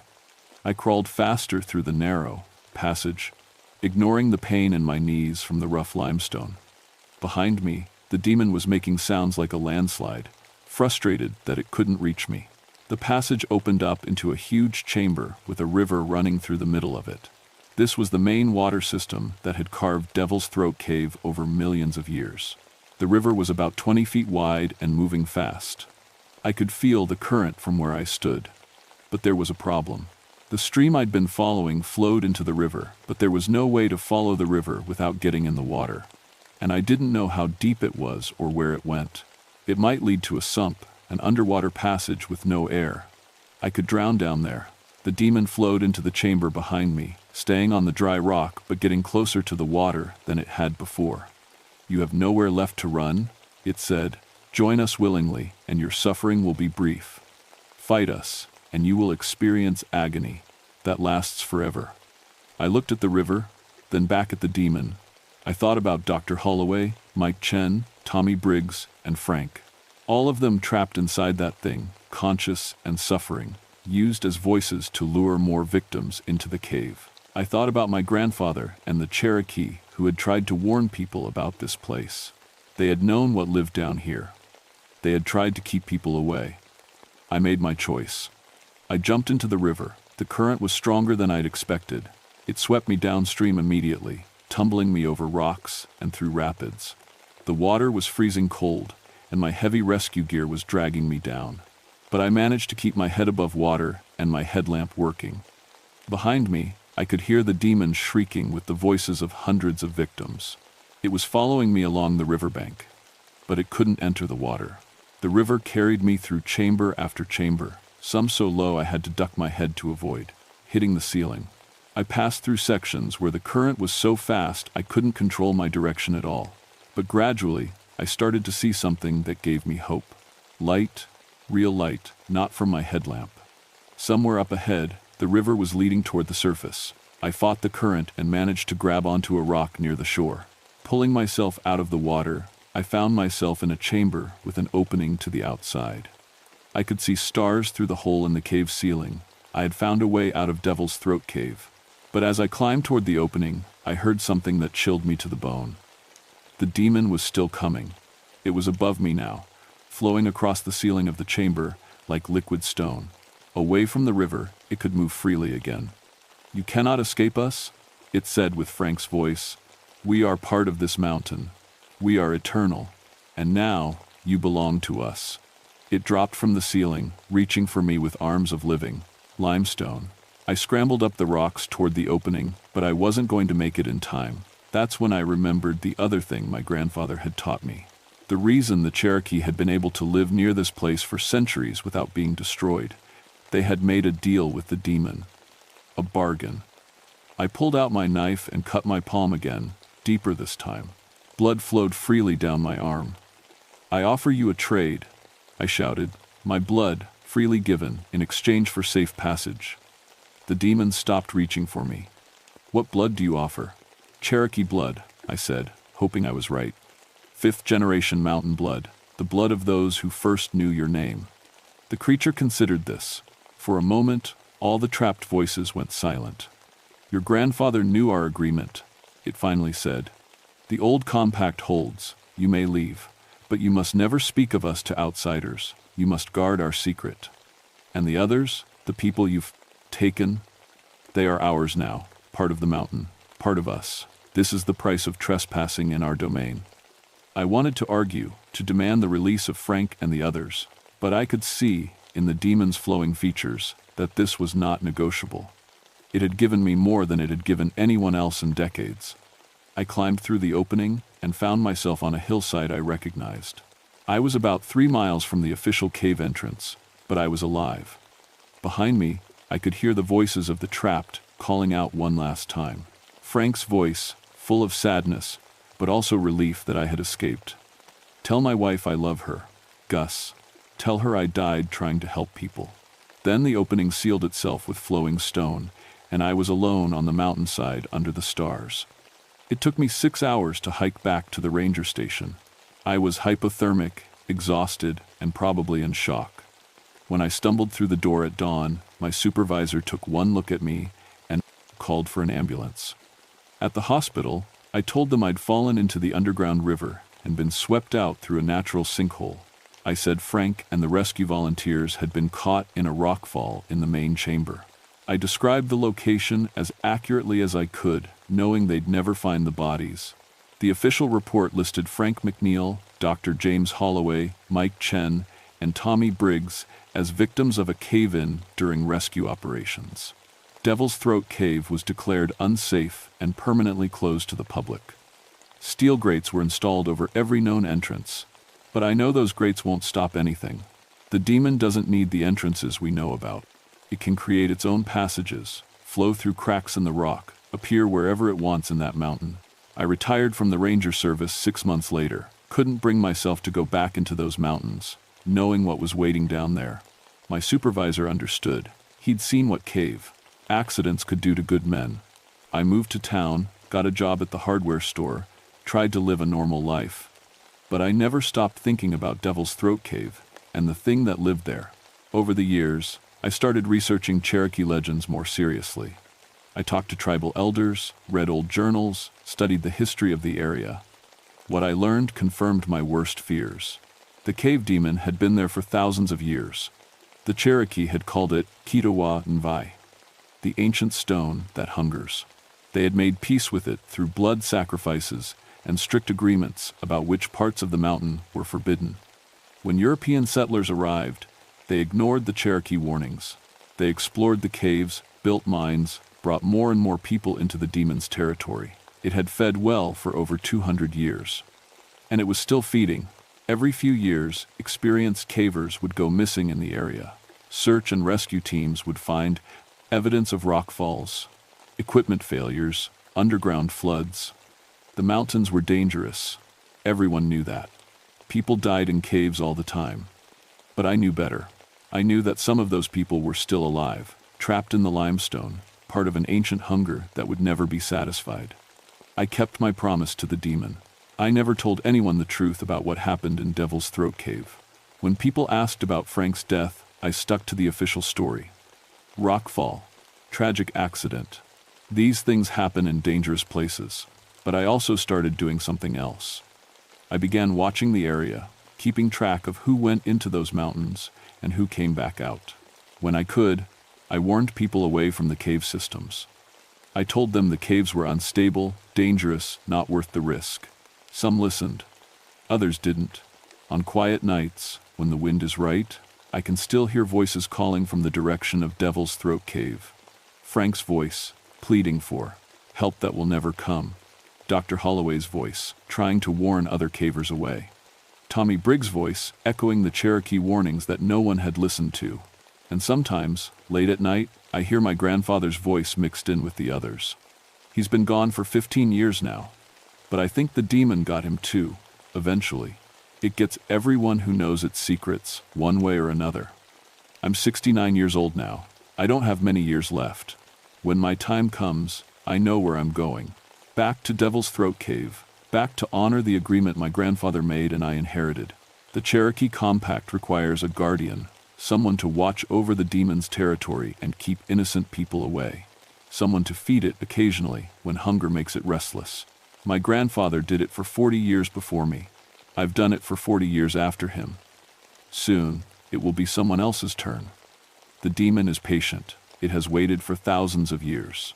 It can wait a little longer. But it's always hungry.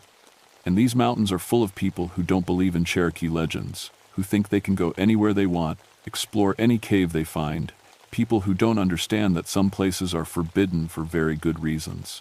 Sometimes, on winter nights when the snow is falling and the mountains are quiet, I drive out to the road that leads toward Devil's Throat Cave. There's a parking area there now, with warning signs about unstable cave systems and dangerous rockfall zones. I sit in my truck and watch for headlights turning up that road. When I see them, I follow. Most of the time, I can talk people out of going into the caves. I tell them about recent rockfalls, about bad weather conditions, about anything that might make them choose a different place to explore. But some people won't listen. Some people are determined to see what's down there, no matter what anyone tells them. Those people, I let go, because the demon has to eat, and the old compact has to be honored. That's the price of keeping the really dangerous things locked away in the deep places where they belong. Sometimes, you have to feed them. I just pray that someday, someone younger and stronger than me will take over this job. Someone who can carry the burden for another 40 years. Because if the compact is ever broken, if the demon ever gets loose from Devil's Throat Cave, it won't stop with a few cavers here and there. It will flow through every cave system in these mountains. It will turn all of Appalachia into its hunting ground. And then, God help us all, no one will be safe. The Cherokee knew what they were doing when they made their deal with the ancient stone that hungers. I just hope their wisdom is enough to hold it for another generation, because I can hear it calling to me now, late at night.